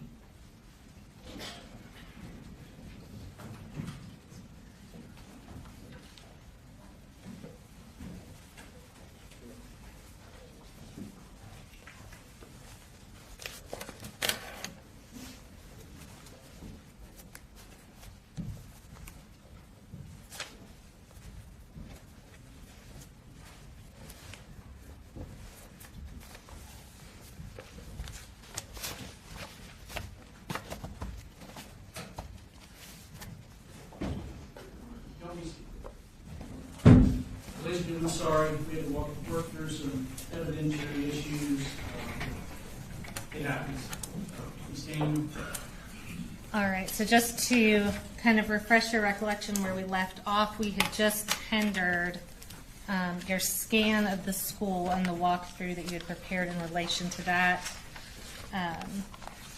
And I remember you previously testified that there are some sort of visual defects in the presentation from the Leica scanner. Is that correct? Correct. Okay.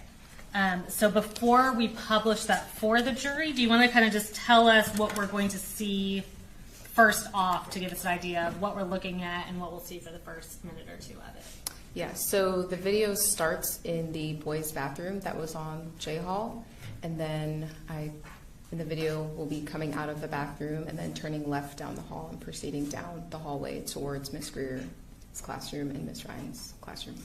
And just for clarification purposes, is it the same bathroom that Colt Gray was in and exited in the direction he exited towards on September 4th of 2024? Yes.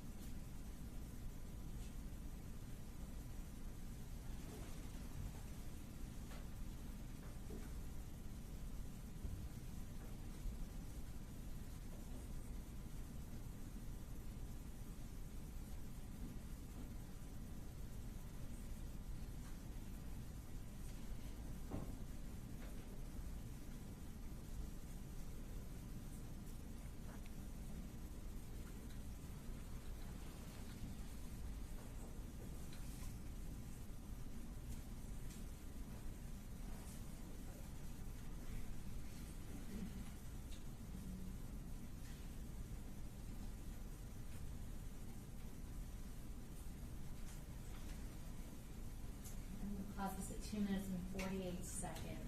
So we're approaching Ms. Greer's classroom. Can you tell us what we're going to be seeing for the next couple minutes? Yeah, so for the next couple minutes, you'll see the video go towards Ms. Greer's classroom, almost like we're going to go into the classroom. The door would have been closed during the time of the incident, but for scanning purposes, we leave the doors open so that the scanner can see into the room because it's a line of sight scanner, so it can't see through the door. What you may also see is some what we call noise. The scanner doesn't love reflective surfaces, so what happens when it's hitting a reflective surface is it's returning back, and it sometimes creates points in error, essentially. So you may have, like, let's say it hits the TV screen, you may have the duplicate of the TV screen on the back wall or something like that. We go in and we try to clean up most of that as best we can, but you can imagine in the school there was a lot of reflective surfaces. So you may see some of that as well. And then once we come out of Ms. Greer's classroom, the video doesn't go completely in it, but then we go next to Ms. Ryan's classroom, and you'll see the video actually go through her classroom to show some of the defects and the other evidence that's in the classroom. Of course, during the incident, Colt didn't actually walk through the classroom. He stepped into the classroom. But for the purposes of this, for you to be able to see everything, we went in that classroom. Thank you.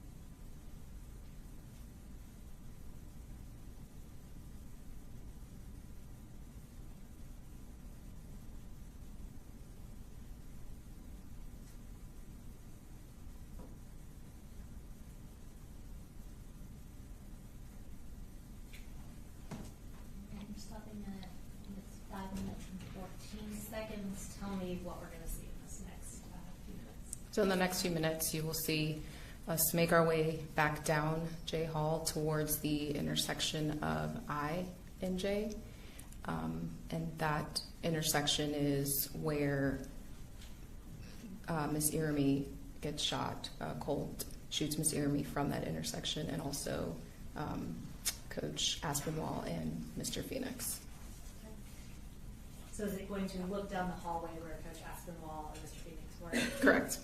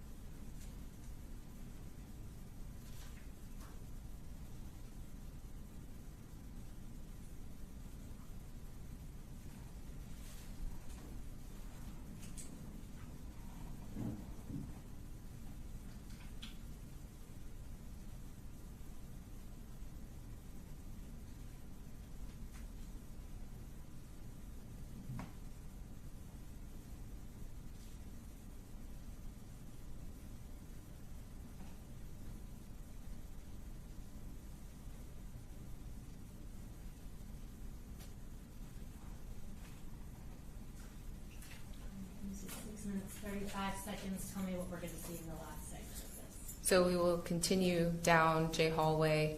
Obviously, in this, I'm flying through very slowly because I don't want anyone to feel like they're on a roller coaster. But in the video, obviously, things were moving much faster.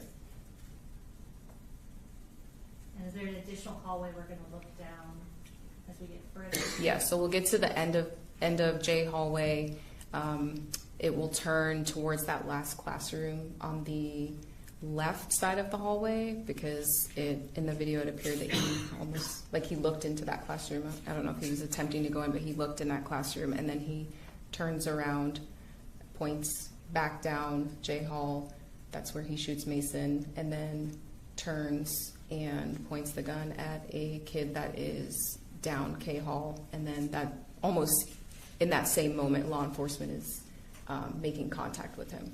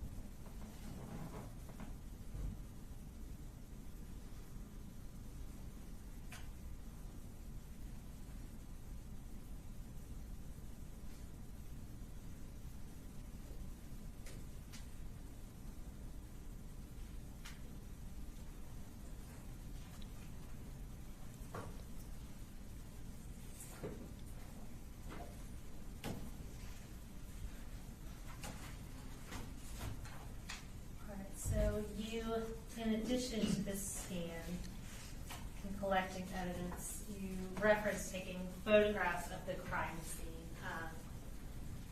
Is it fair to say a significant number of photographs were taken of this crime scene over the course of several days? Yes, I individually took over 1,000 photographs. I'm going to show you what's been marked as State's Exhibits 111.1 through 111.144 that the Defense Counsel has previously reviewed. Did you review the stack of photographs outside the presence of the jury? Yes. And tell me what those are. They are overall mid-range and close-up photographs of the school and various items of evidence and bullet defects. Okay, and are they all fair and accurate photos of photographs that were taken of the crime scene and evidence from the crime scene? Yes, in some of the photographs you may see some areas that are a little brighter. I did use an external flash because as the day moved on, it got darker outside, so it was darker inside of the school. Okay. And have they been materially changed or altered in any way? No. And Judge, at this time, the state would tender States Exhibits 111.1 through 111.144, and note that 111.117 was previously admitted through Deputy King. All right. So, Mr. Berry, no objections except those we dealt with earlier, is that right? That's correct, Judge, thank you. All right. 111.1 through 144 are admitted, except for those that I ruled on a little while ago.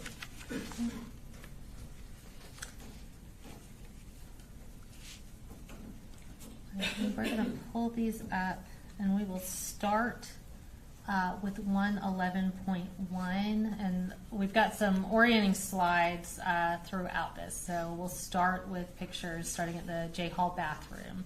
And can you just tell us, is that the relevant bathroom to this case that Colt was in? Yes. Okay. And this starting with 111.1, and I'm just going to say the last part of the number. All of these are parts of State's Exhibit 111. So starting with 1, tell us what we're looking at. This is just an exterior photograph of the bathroom. And is that a bullet defect, on the right side of the bathroom sign? Yes. Okay. And going to 2? This is making my way into the bathroom. And next. Again, continuing into the bathroom. Okay, and that's 111.3. And next, and I know we've got some out of order, so I'll try to avoid saying the numbers, but so the next one, 4, what does that show? That would be the first bathroom stall on the left when you enter the bathroom. Okay, and the next one?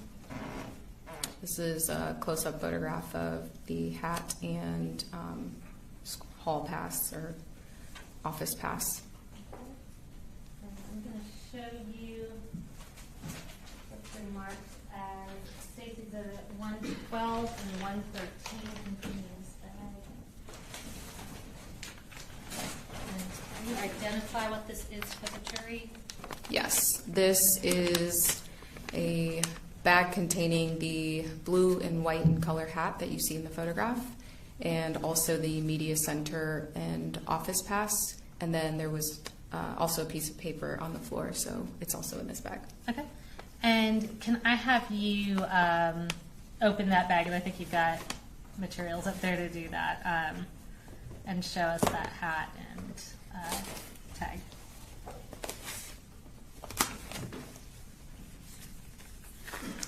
And Judge, at this time we would move to tender State's Exhibits 112, which is the hat, and 113, which is the badge. And just so it's clear, these are not 111 point. No, these are their This is own actual exhibits. 112. Yes, sir. Any objection? No, Your Honor. All right, 112 and 113 are admitted.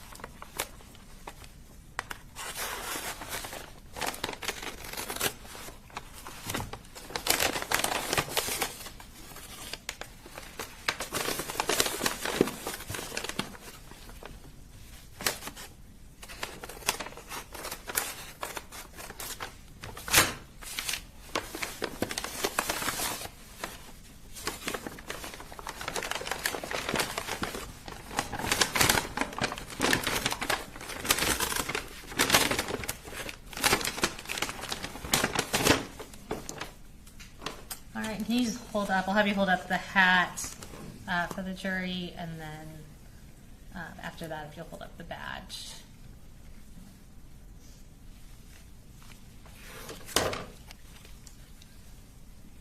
And can you tell us what the writing on that badge says? So it says Apalachee High School at the top, then it says Media Center / office, and then it says Hall J, room 2.151.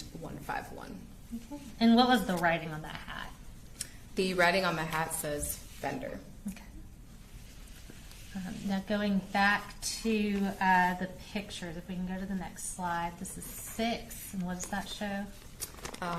This is a new student information paper. And thank you. And then the next slide. So these next pictures will be from outside the bathroom, going down J Hall to the classrooms of Miss Greer and Miss Ryan. If we can go to the next slide. So 7, what are we looking at here? So we're looking at the exterior of the bathrooms and then also down J hallway. Okay, and next is 8. And what do you see in this picture? Now we're outside of Miss Greer's classroom and Mr. Ryan's classroom. Okay, next is 9.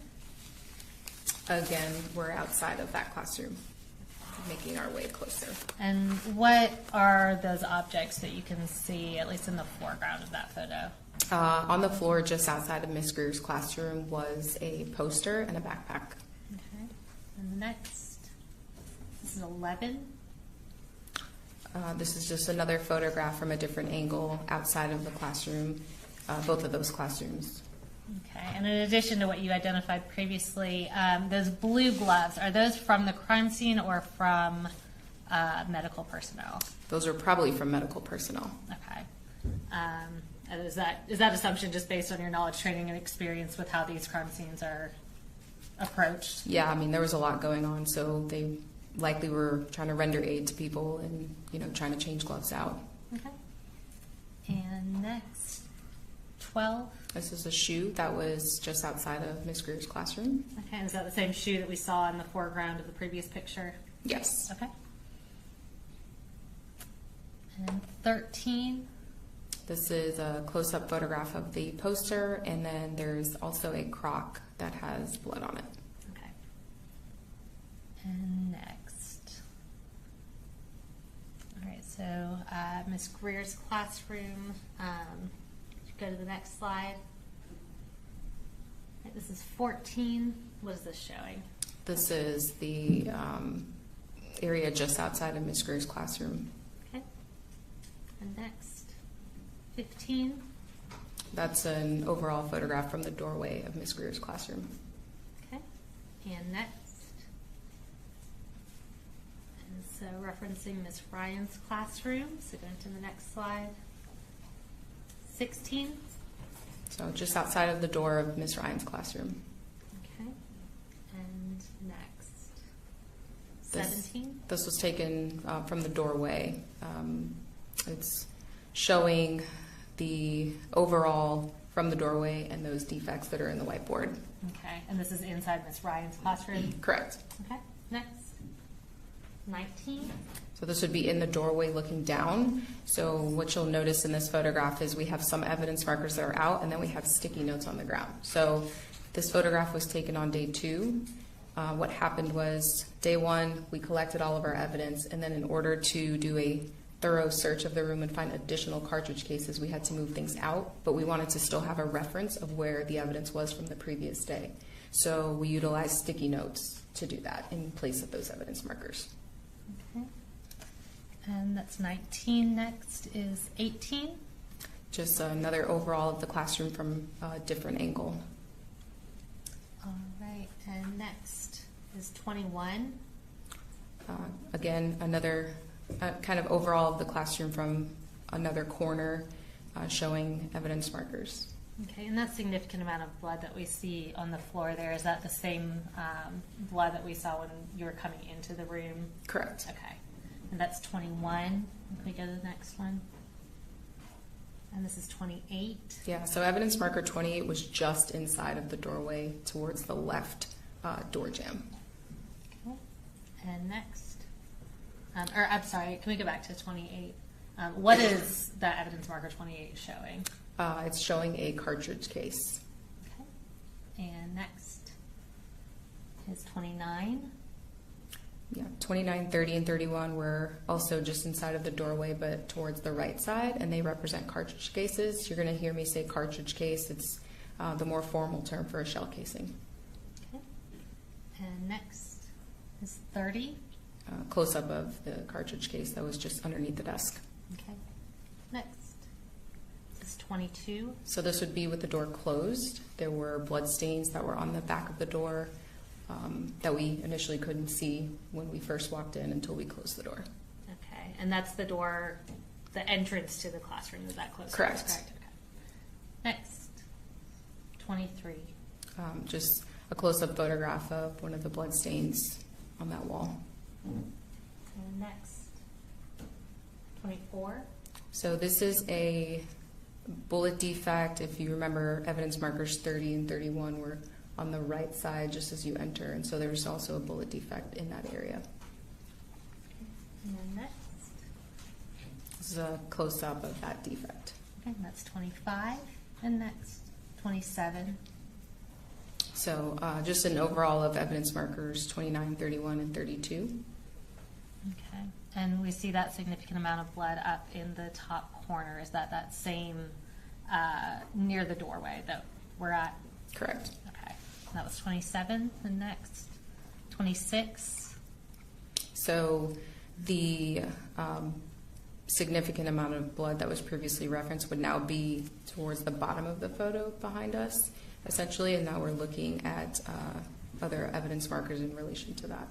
Okay. And next to that evidence marker 32, what is that? A cartridge case. Okay. And that was 26. Next is 31. Close-up of cartridge case. And next, 34.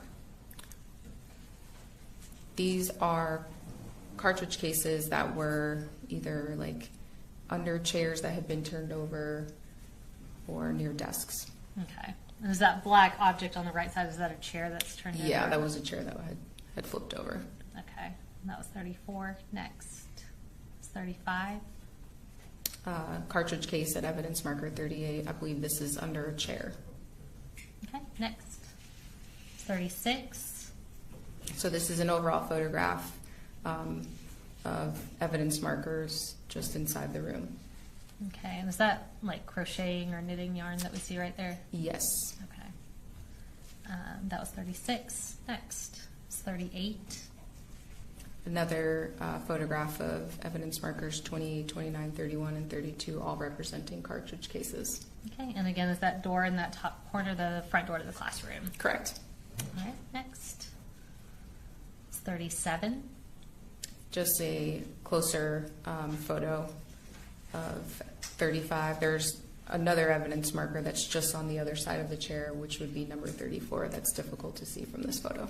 Okay. And next is 32. Yeah, so then there's evidence marker 34 identifying a cartridge case. All right. Next, 33. A close-up of evidence marker 35 identifying a cartridge case. Next, 39.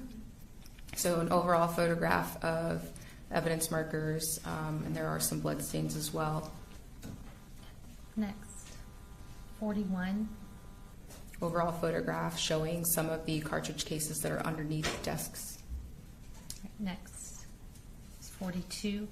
Just a closer up photograph of those evidence markers. Okay. And going back to 43. So this would be, if you walk into the classroom and turn left, this would be that corner. Okay. And is that screen in the top right corner, does that say clear touch? Yes. Okay. And that's 43. Next is 44. There were bullet defects on that wall. Okay. Next, 49. That's a closer up photograph of some of those bullet defects. Okay. And tell us about the measurements on those markers. What are those? Inches, centimeters? What are those showing? So typically we use centimeters. We refer to bullet defects and blood stains typically in millimeters or centimeters, preferably millimeters. Thank you. That was 49. Next is 45. This would be in the previous photo. If you are standing in the doorway of the classroom and you look left, we saw that podium, and these are blood stains that were on the podium, and then also on the wall near that podium. Okay. And next is 53. So these are the bullet defects that we saw on that wall on the left side. If we continue along that wall, there's a whiteboard, and these are the bullet defects that are on the whiteboard, a little below the whiteboard, and then above that whiteboard. And do you have a silver pointer that's up there? Yes. All right. And on this picture, I'm just going to have you on the screen behind you. Can you just point out, since it's kind of white on white, where all the bullet defects are that you see? Okay. So If you can any place that you see in what we call an L scale, it's an adhesive scale. Any place that you see that represents a bullet defect. Some of them represent 2 bullet defects because they were so close together. It didn't make sense to try to finagle 2 scales. These dots are dots that were already on the whiteboard in whiteboard marker, probably drawn by the teacher or a student. So if there's not an L scale next to it, then it's not a bullet defect. Thank you. And that was 53. We can go to the next one. 54.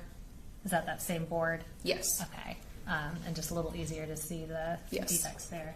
Okay. And next.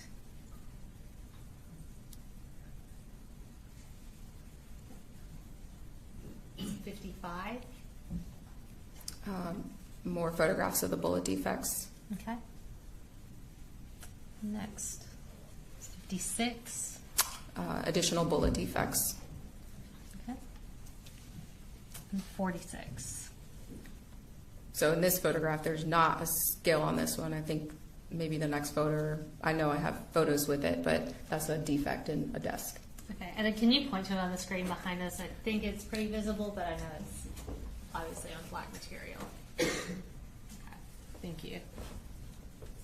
And next is 47. Additional bullet defects on desk 21. Okay. And next is 48. A defect on desk 19. All right. And next, I'm going to use this classroom seating chart. This was previously tendered as State's Exhibit.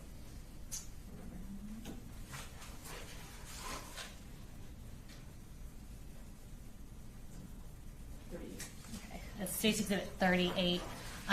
The desks we saw had numbers on them. Can you tell us which desks it were that had the bullet defects in them? So that would be desk 19 had bullet defects, desk 21. Both of those in the photographs had the L scale, and then desk 9 was that first one that we saw that didn't have the L scale in that specific photograph. Okay, thank you. All right, and we can go to the next slide. This is 50. So if you're standing in the doorway and you're looking straight into the classroom, this is that wall. So there are bullet defects on the blinds and then bullet defects on the whiteboard on that wall. Okay, and again, anywhere where we see an L scale, that indicates a defect? Correct. All right, thank you. Next. It's 51. Just a closer up photograph of that. And as I mentioned before, especially on this whiteboard in particular, there were a couple of bullet defects represented by one L scale. Most of them are just one, but on this particular whiteboard, there were a couple of L scales that represented 2 bullet defects. Okay, thank you. And next is 52.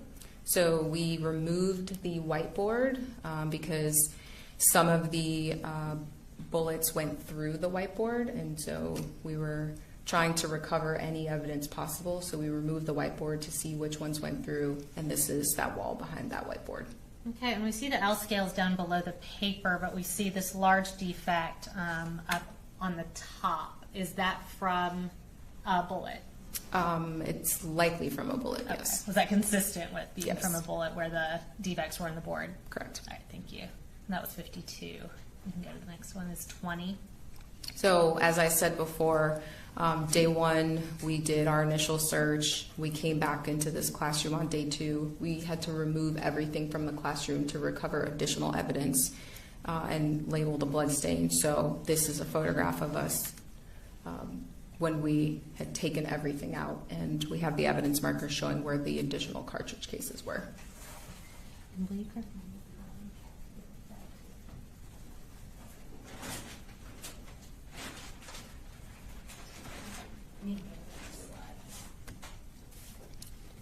So before we go towards the next photographs, I'm going to show you what's been marked as State's Exhibit 114.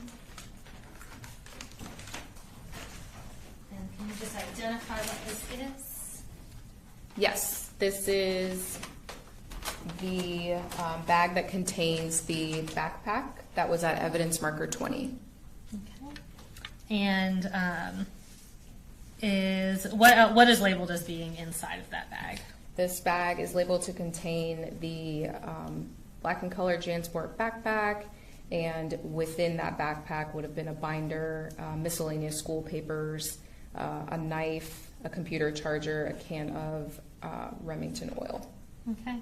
And does it appear to be in the same condition as when it was packaged and put into evidence with the GBI? Yes. All right. And Judge, at this time we would tender State's Exhibit 114.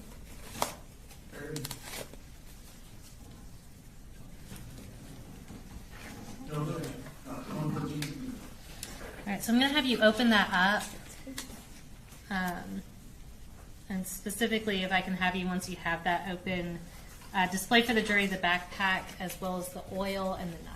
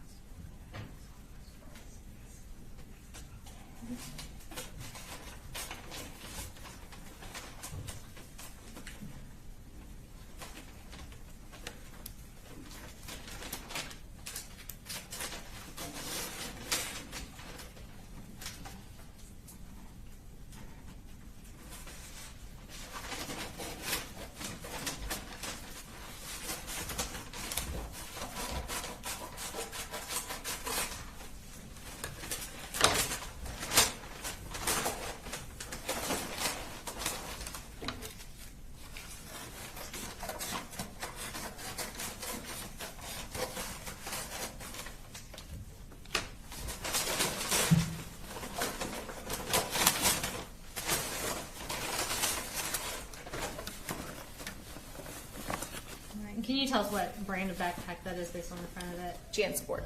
Okay, and is this the backpack that was recovered? We saw in the photos a backpack that was with a white poster board outside of Miss Ryan and Miss Greer's classrooms? Yes. Okay. And based on your review of the crime scene and the evidence, is that consistent both in appearance and location as being the backpack that Colt Gray had with him that day? Yes. Okay.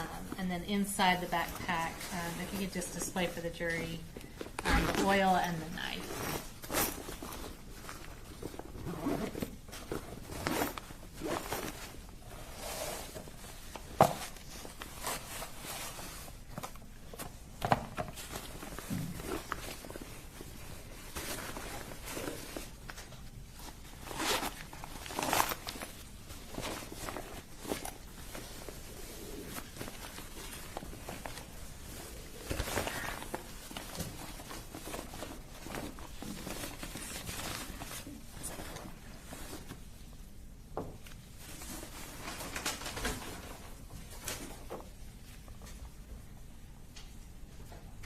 And can you just read what that is off the can? Yes, it says Remington, and then it says Rem Oil Firearm Lubricant.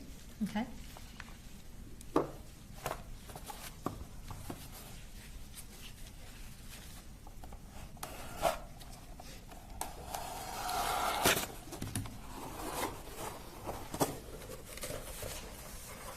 may have to step down for this. I'm sorry? I may have to step down. Okay, for that's this. fine. And I'll go ahead and ask you, I think it's pretty obvious, but was the knife in that packaging when it was recovered from the crime scene, or was that done by law enforcement? I would have packaged the knife, safely.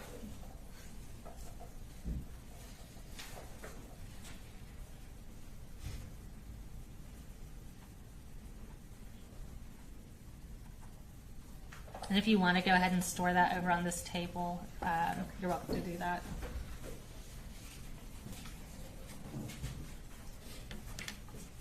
Thank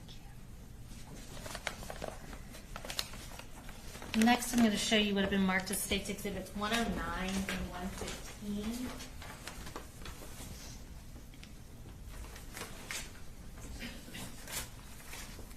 And I'm not going to have you open these up, but if you can just identify what these are.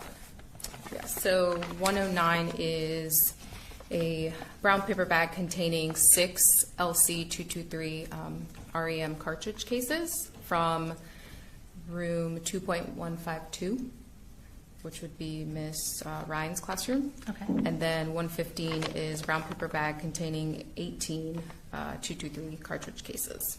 Okay, and where were those recovered from?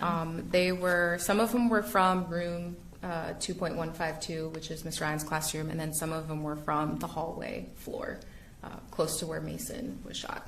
Okay. And those appear to be in the same condition and sealed as when you took them into evidence and put them into evidence with the GBI? Yes, the only difference is they have the blue evidence tape showing that they've been to the firearms section for analysis. Okay.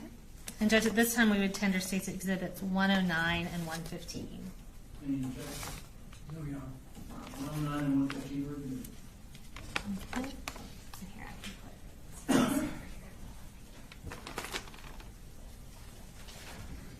We're going to go back to some of the photographs. So we have our next photographs from when he shot towards Miss Iramy's classroom. If we can go to the next slide. This is 64.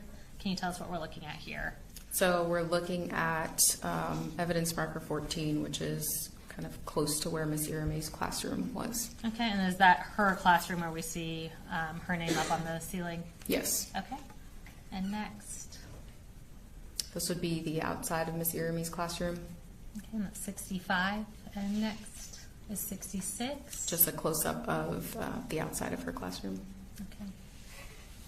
Next. So in this photograph, this is an overall of, there are actually 2 pieces of bullet jacket and I think lead core, so bullet defects that are just outside of her classroom. Okay, and this is 63. And if you can show us on this photo where the defects are on the screen behind you. Thank you. We'll go to the next photo.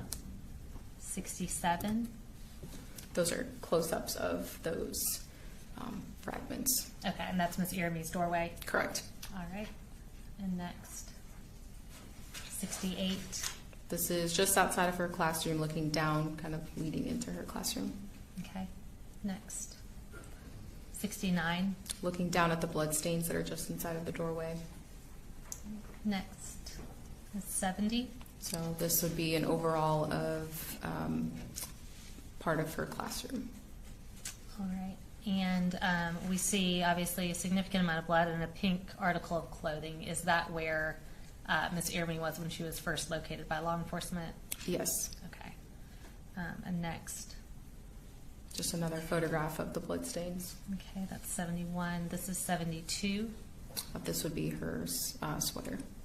All right. Next. So this is just on I-Hall. And we can go to the next slide. I-Hall's where Coach Aspinwall and Coach Phoenix's classrooms were located. What are we looking at here in 144? So where the green evidence markers are that's I-Hall. So we used yellow evidence markers on J-Hall and green evidence markers on I-Hall. Okay. And how many markers do we see in that picture? In this specific photograph, there are 11 evidence markers, and each one of them represents a cartridge case. Okay. And go to the next one, 143.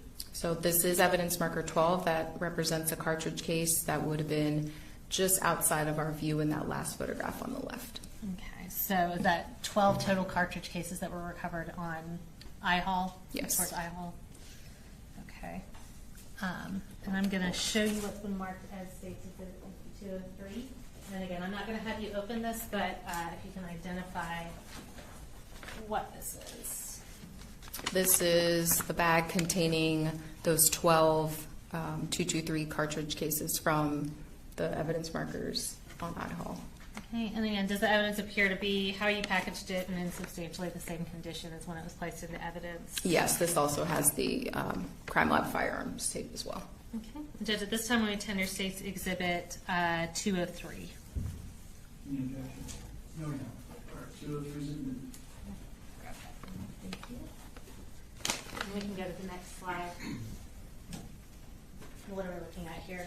Just an overall down the hallway, and you'll see Ms. Lancaster's classroom on the right and Coach Aspinwall's room on the right as well. Okay, so I know the evidence markers aren't there, but this is still I-Hall. Correct. Okay, and that was 73. We'll go next. 74. So this is just outside of Coach Aspinwall's room. There are several bullet defects that are on the outside of his classroom. Okay, we'll go next. 75. These are just a close-up of some of those bullet defects. Okay, and next. 76. This is, again, just outside of his classroom. Okay, and next. 77. So that's the wall just outside of his classroom, and at this point, we're now making our way down the hallway. Okay, so that's Coach Aspinwall's classroom, that door on the right side. Correct. Okay, we'll go next. That's 78. So these are the lockers that would be just past his classroom. Okay, and are those defects where we see the white markers? Yes. Okay, we'll go next to 79. This is a close-up of one of those bullet defects. Next. 80. Close-up of one of those defects. Okay, next. 81. So in the right side of this photograph, you'll see the end of those same lockers. And now we are making our way further down the hallway, and there are bullet defects just outside of the science classroom. Okay, next. It's 82. That's a closer photograph of those defects. Okay, next is 83. A close-up of the one that's low on the door frame. Okay, next is 87. So Ms. Yike's classroom was actually across the hall, so we're still continuing down the hall. So instead of being on the right side where you just observe those defects, we're now on the left side of the hallway, but we're still making our way down the hall. Okay, and I'm actually going to have you, we've got the map of the classroom right there. If you want to look and show us where Ms. Yike's classroom is in relation to Coach Aspinwall. I'm sorry. So Coach Aspinwall's classroom is here, and some of the defects that you saw were further down the hallway, and now we're across the hall at Ms. Yike's classroom. Thank you. All right, and that was 87, and we'll go to the next one now. 88. Those would be close-ups of those defects. Okay, in this Yikes doorway. Correct. Okay, and next is 89. And now we're continuing down the hall. We're on the same side of that hallway. Okay, and are those each where we see numbers and or markers? Are those all bullet defects? Yes. Okay, we'll go next. 90. There's close-ups of the bullet defect. Okay, next is 91. Another close-up of the bullet defect. Okay, so can you tell us approximately the size of that defect? It's bigger than 40 millimeters, so it's probably close to 50 millimeters in length. Okay. And we'll go to the next one is 86. This is now the end of I hallway. Okay. And is that wall, is that where I hallway intersects, kind of on the opposite end from J hall? Yes. Okay. And we'll go to the next one. That's 84. So this would now be the other hallway where I intersects on the opposite side. Okay. And do you see a bullet defect in this picture? Yes. And could you show that to us on the screen behind you?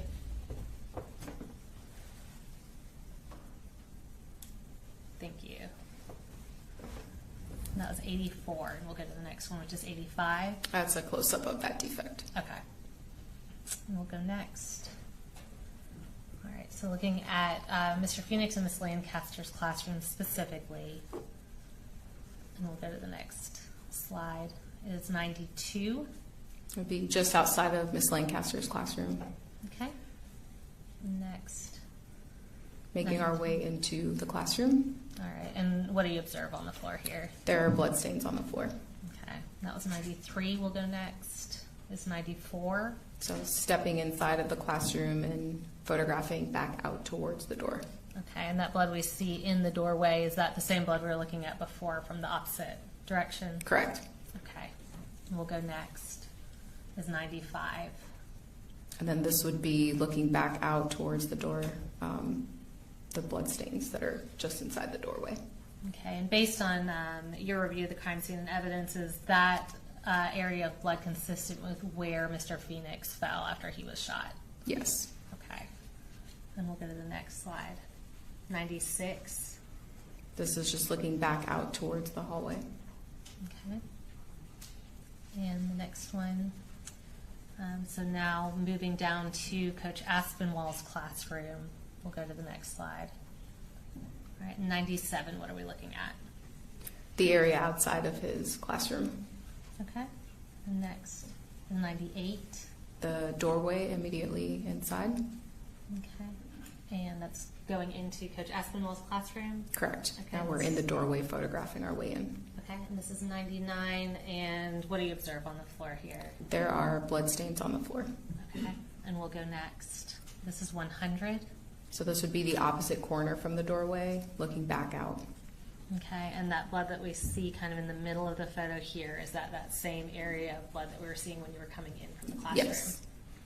All right, we'll go next. Is 101. Just an overall photograph of that blood. Okay, and based on your review of the crime scene and the evidence, where that blood is consistent with where Coach Aspinwall fell? I believe, yeah, he fell kind of outside of the doorway. I don't know if he was even able himself to make it in. I think someone had to pull him into the classroom. Okay. And we'll go to the next slide. This is 102. Just an overall of those bloodstains, and that's kind of why you see it streaky. That appears to be the drag marks. Okay. And based on your knowledge, training, experience, is that consistent with somebody being dragged? Yes, generally. Okay. And we'll go to the next slide. So we're now going down J Hall to the area where Mason was killed. And we'll go to the next slide now. All right, so this is 7. Can you tell us what we're looking at here? This is back outside of the boys' bathroom. Okay, so we've gone down the hall. Are we now coming back towards the hall, kind of like we saw in the Leica scan Correct. video? Okay. And we'll go to the next one. And this is 57. Is this that same boys' bathroom where Colt started? Yes. Okay, and what do you see in this photo? There are bullet defects just outside of the boys' bathroom on that wall. Okay. And we'll go to the next one. That's 59. And what do you see relevant in this photo? So on the left side of this photograph, you see part of one of the bigger bullet defects, and then there's a piece of paper, and on the paper and on the wall, there were what appeared to be blood stains and potential body tissue. Okay. And we'll go to the next slide. This is 60. So this is the workroom area that's, if you're staring at the wall that we were just on outside of the boys' bathroom, this would be towards the right and somewhat across from Miss Iramy's classroom. Okay. And we'll go to the next one, 61. So this was a paper that was hanging on the wall, like I said, just to the right of the boys' bathroom, and there was a bullet defect in that paper. Okay. We'll go to the next slide, 62. This, on the right side of this photograph, that's the workroom door, and there's a bullet defect just outside of that door. Okay. And we'll go next is 103. What are we looking at here? So from where this photograph was taken, I was standing on K Hall, so the intersection of J and K, and I'm looking at the evidence markers that are just outside of classroom 2.141 and near the lockers and the blood where Mason was found. Okay, so we see this blood on the left side of the photo. Is that where Mason's body was when law enforcement arrived? Yes. All right, and we see, we'll show closer pictures, but that black object with the evidence markers on the right side of the photo, is that approximately where Colt surrendered to law enforcement? Yes. Okay. And we'll go to the next photo. Are we looking, I apologize, are we looking from K Hall on that picture? Yes. Okay, thank you. We'll go to the next one. And this is 104. So this is a cartridge case at evidence marker 9, which was near Mason's body. Okay, and I believe was that cartridge case in one of the previous exhibits that had the cartridge cases from Miss Ryan's classroom? Well, yes, it would have been in with the cartridge cases from Miss Ryan's classroom. Okay. Yes. Gotcha, thank you. And was that recovered very close to Mason's body? Yes. Okay. And now going to where Colt was apprehended at the intersection of J and I Hall. And I believe that's actually J and K Hall, correct? Correct. Okay. So we'll go to the next slide here. This is 105. And what are we looking at here? So in the bottom left corner, we're looking at evidence marker 1, which represented a glove, a yellow glove. And then further down, we're looking at the rest of the evidence markers. Okay. And we'll go to the next slide, 106. And what does that show? One of the yellow gloves. Okay. And is that an external door here on the left? Yes. Okay. We'll go to the next one, 107. What do we see here? So that would be the gun and the magazines and some other items that were around the gun prior to me putting out the evidence markers. Okay. And the next slide is 108. And what do you see in this photo? Just a closer photograph of those items. Okay. I'm going to show you what's been marked as State's Exhibit 116 and 117. Can you just identify for us what these are? And I am going to have you take these out and show them to the jury once we've entered them into evidence. So 116 is the right hand yellow glove, and 117 is the left hand yellow glove. And do those appear to be in the same condition as when you took them into evidence and placed them into evidence with the GBI? Yes. All right, Judge, at this time we would tender State's Exhibits 116 and 117 and publish to the jury. Okay. 116 and 117.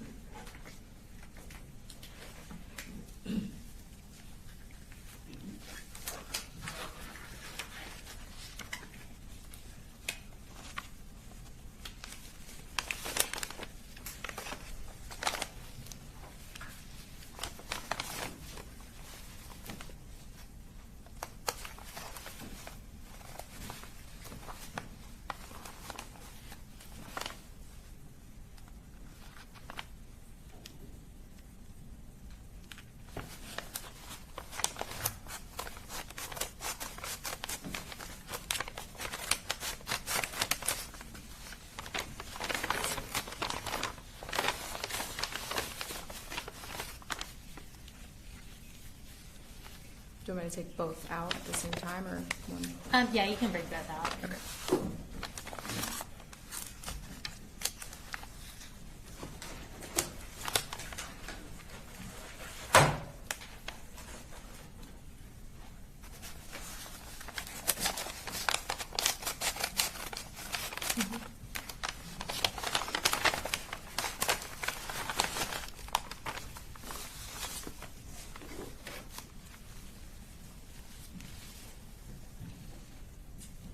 Okay. And based on your review of the evidence of the crime scene here, what's the relevance of these gloves to this crime scene? It's my understanding these are the gloves that he was wearing during the incident.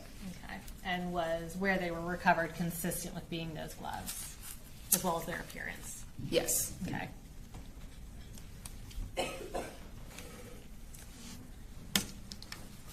And if you want to put this back in the bag, I can move them over. And as I do that, I'm going to ask you a couple of kind of contextual questions. Can you give us an idea of the distance that Colt was from Ms. Ehrman when he fired?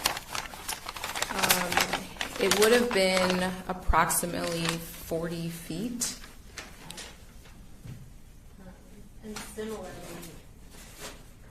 can you tell us approximately how far Colt was when he fired towards Coach Aspinwall and Mr. Phoenix? It would have been probably between 16 to 18 feet. Coach Aspinwall, I believe, was closer than Mr. Phoenix was. Okay. And then just to kind of give us some context, what is the width of the hallway, like J Hall, in the school? The width of the hallways is approximately 11 feet. 11 feet wide, okay. Thank you. And now going back, we have a few more photos, so we'll go to the next slide. And what is this showing 110? This is a overall photograph of the gun and some of the items around it. Okay. And the next slide,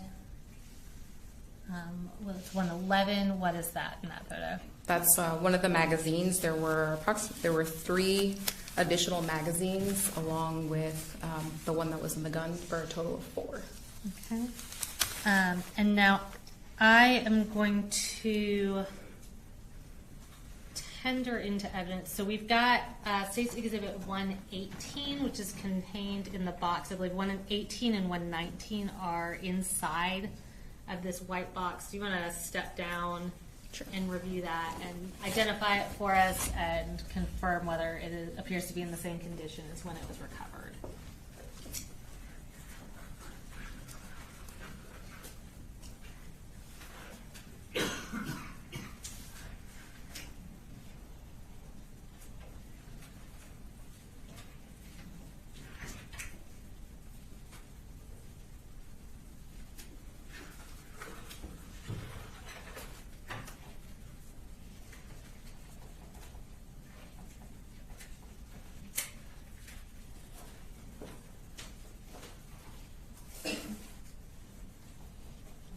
You 118 is the firearm itself.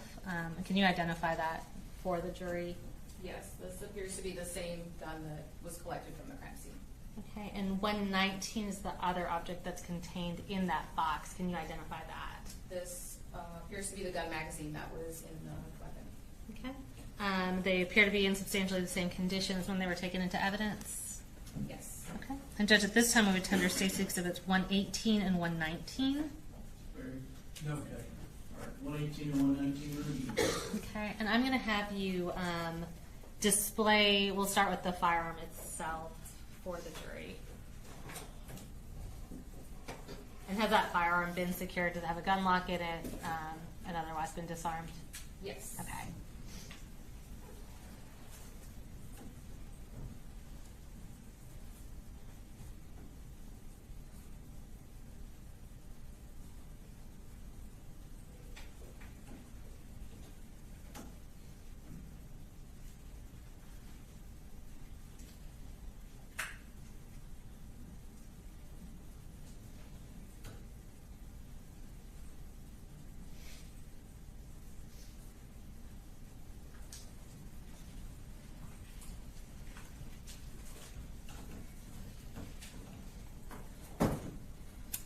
Can you now display 119, the magazine that was in the firearm at the time?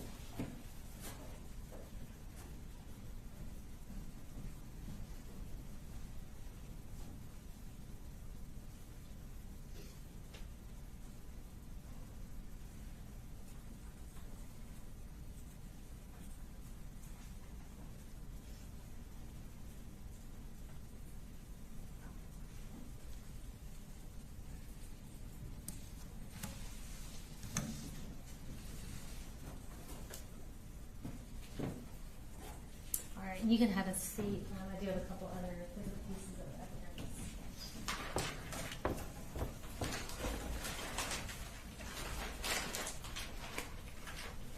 So I'm going to go ahead and provide you State's Exhibits 122, 123, and 124. I'm not going to take all of those out.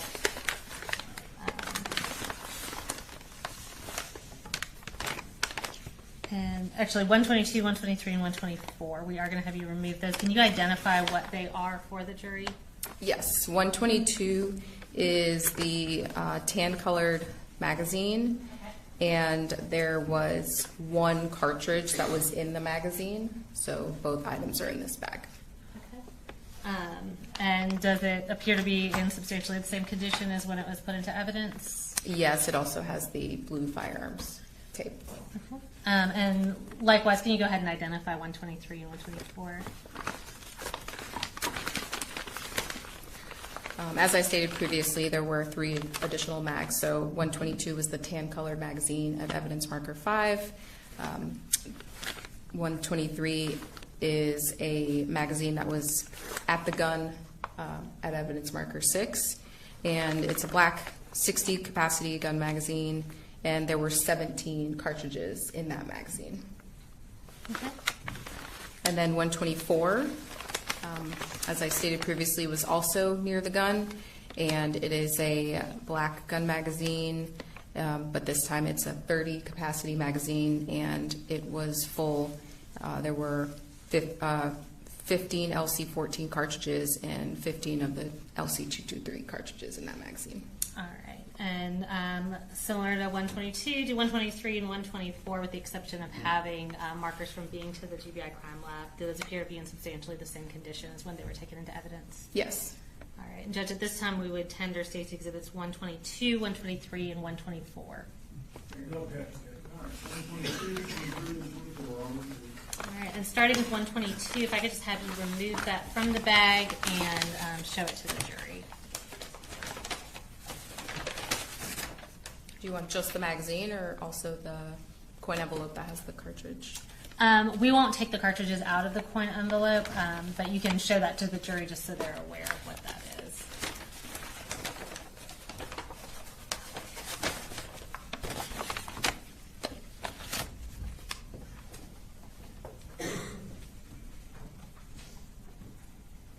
And can you explain what's inside that envelope? Yeah, so when we are collecting evidence, we try to put everything in paper, and when we're collecting cartridges and cartridge cases and fragments and bullets, we tend to put them in coin envelopes.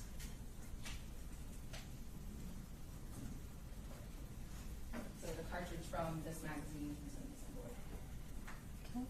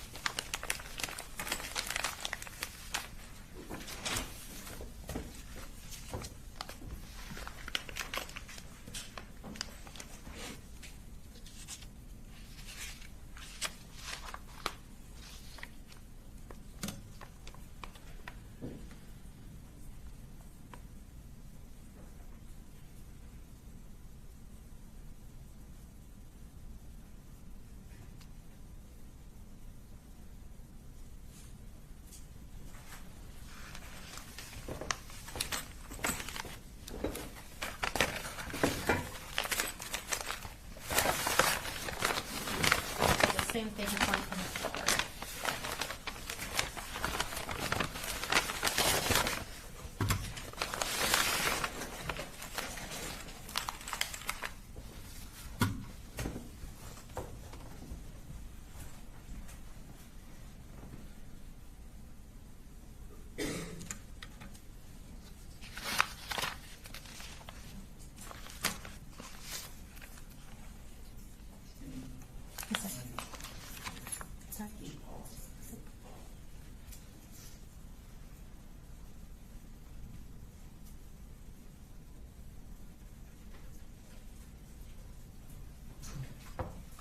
I know you all had a longer break than anticipated previously, even in your C1 and picture. So we're going to take a 10 or so minutes.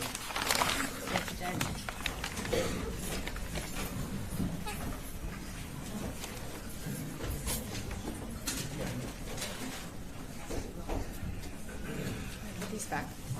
Yes.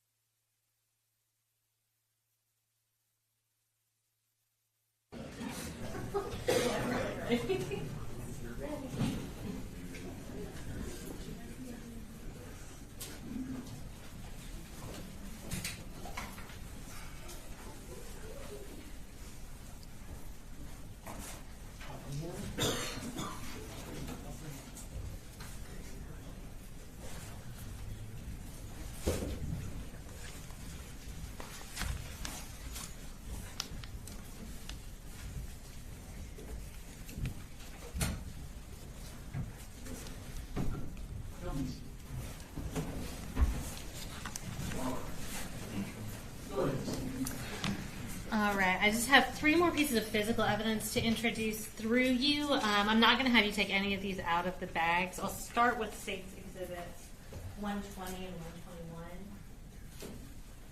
121. And can you just identify what these are and tell us if they appear to be in substantially the same condition as when you took them into evidence? So 120 is the cartridge that came out of the chamber of the gun, and then 121 are the 18 cartridges that came out of the magazine that was in the gun.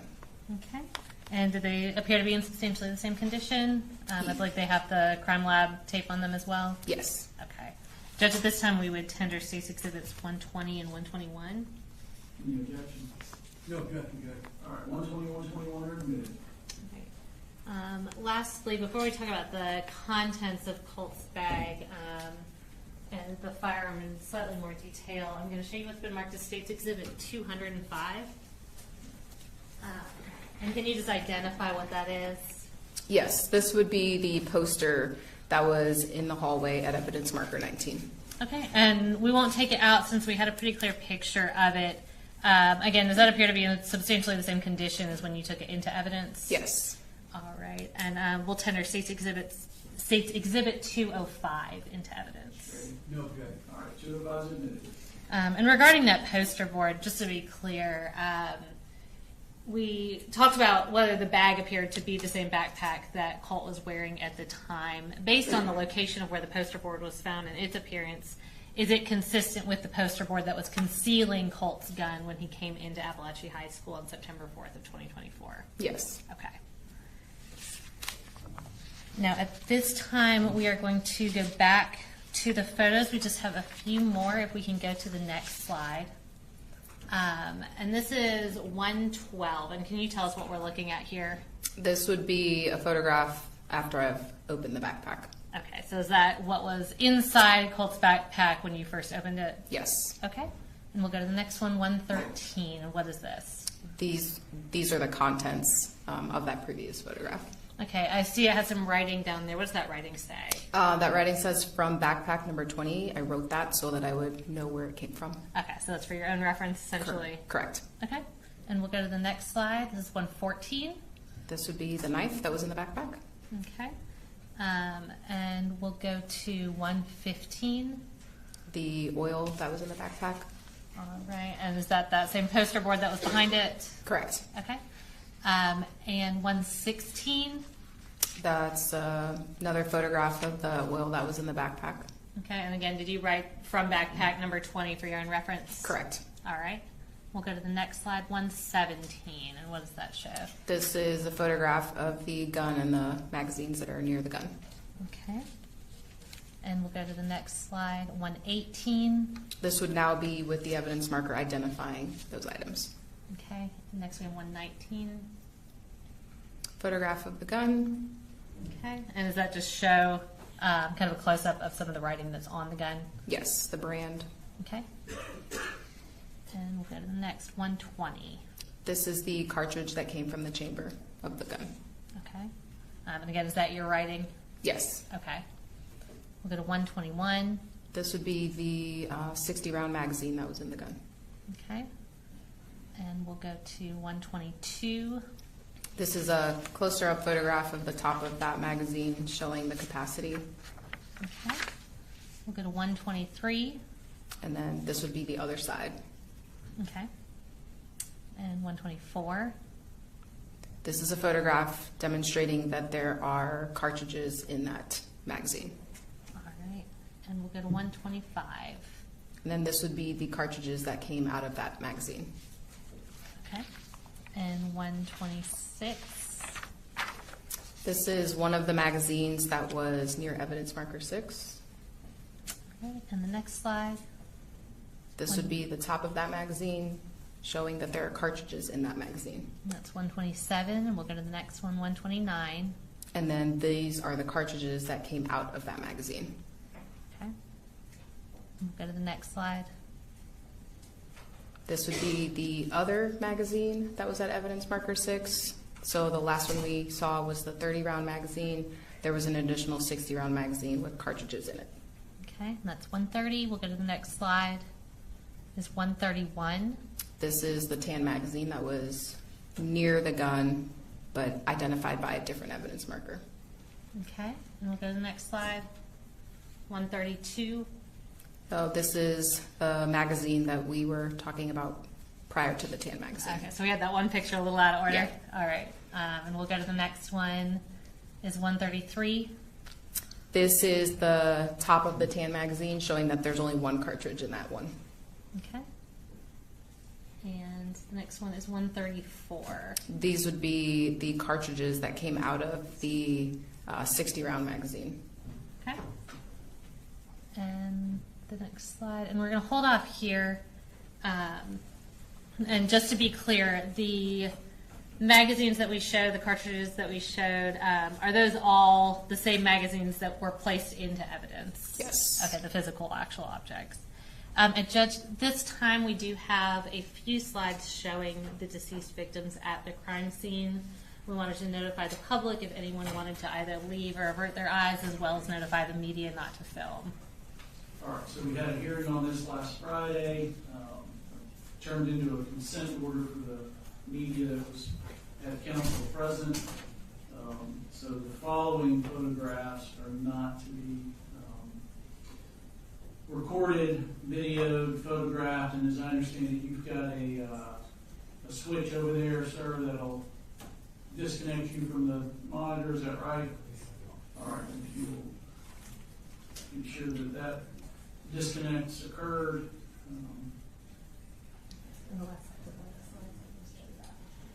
All right, was there anyone that wanted to leave the courtroom? Okay.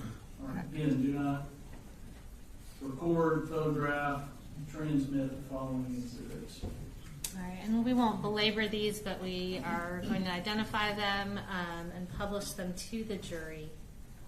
We'll go to the next slide. All right, this is states 135. Can you identify who's in this photo? This would be Christian in Miss Ryan's classroom.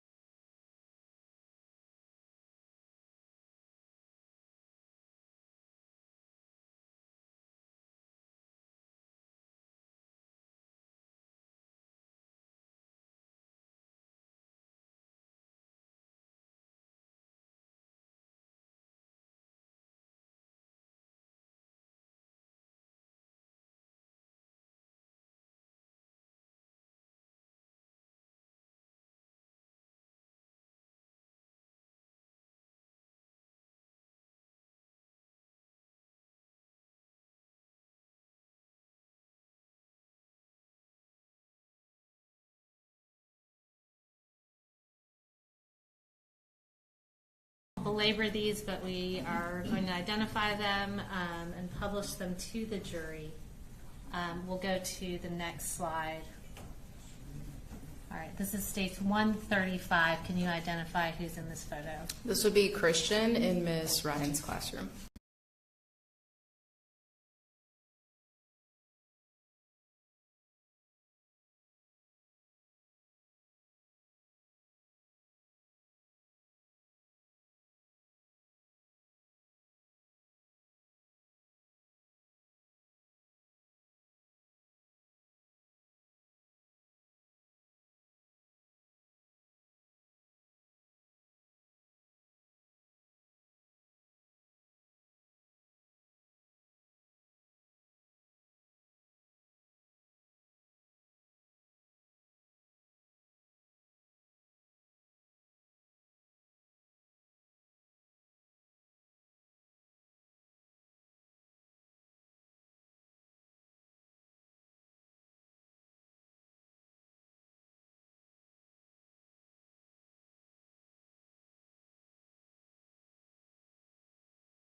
Belabor these, but we are going to identify them and publish them to the jury.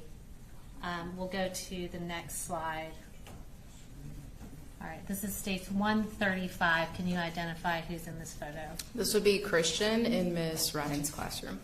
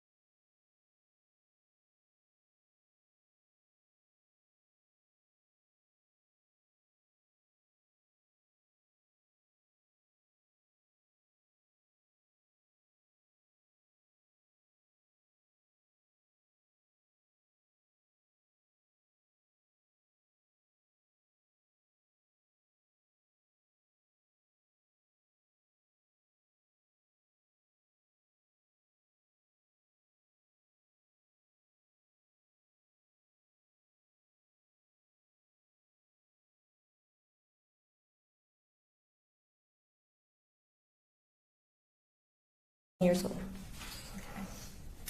And we're going to publish the diagram that you prepared from his autopsy. That was tendered as State's Exhibit 47. And we'll use that diagram for reference as we talk through Christian's injuries. It may take just 1 second because I think we have to pull up the different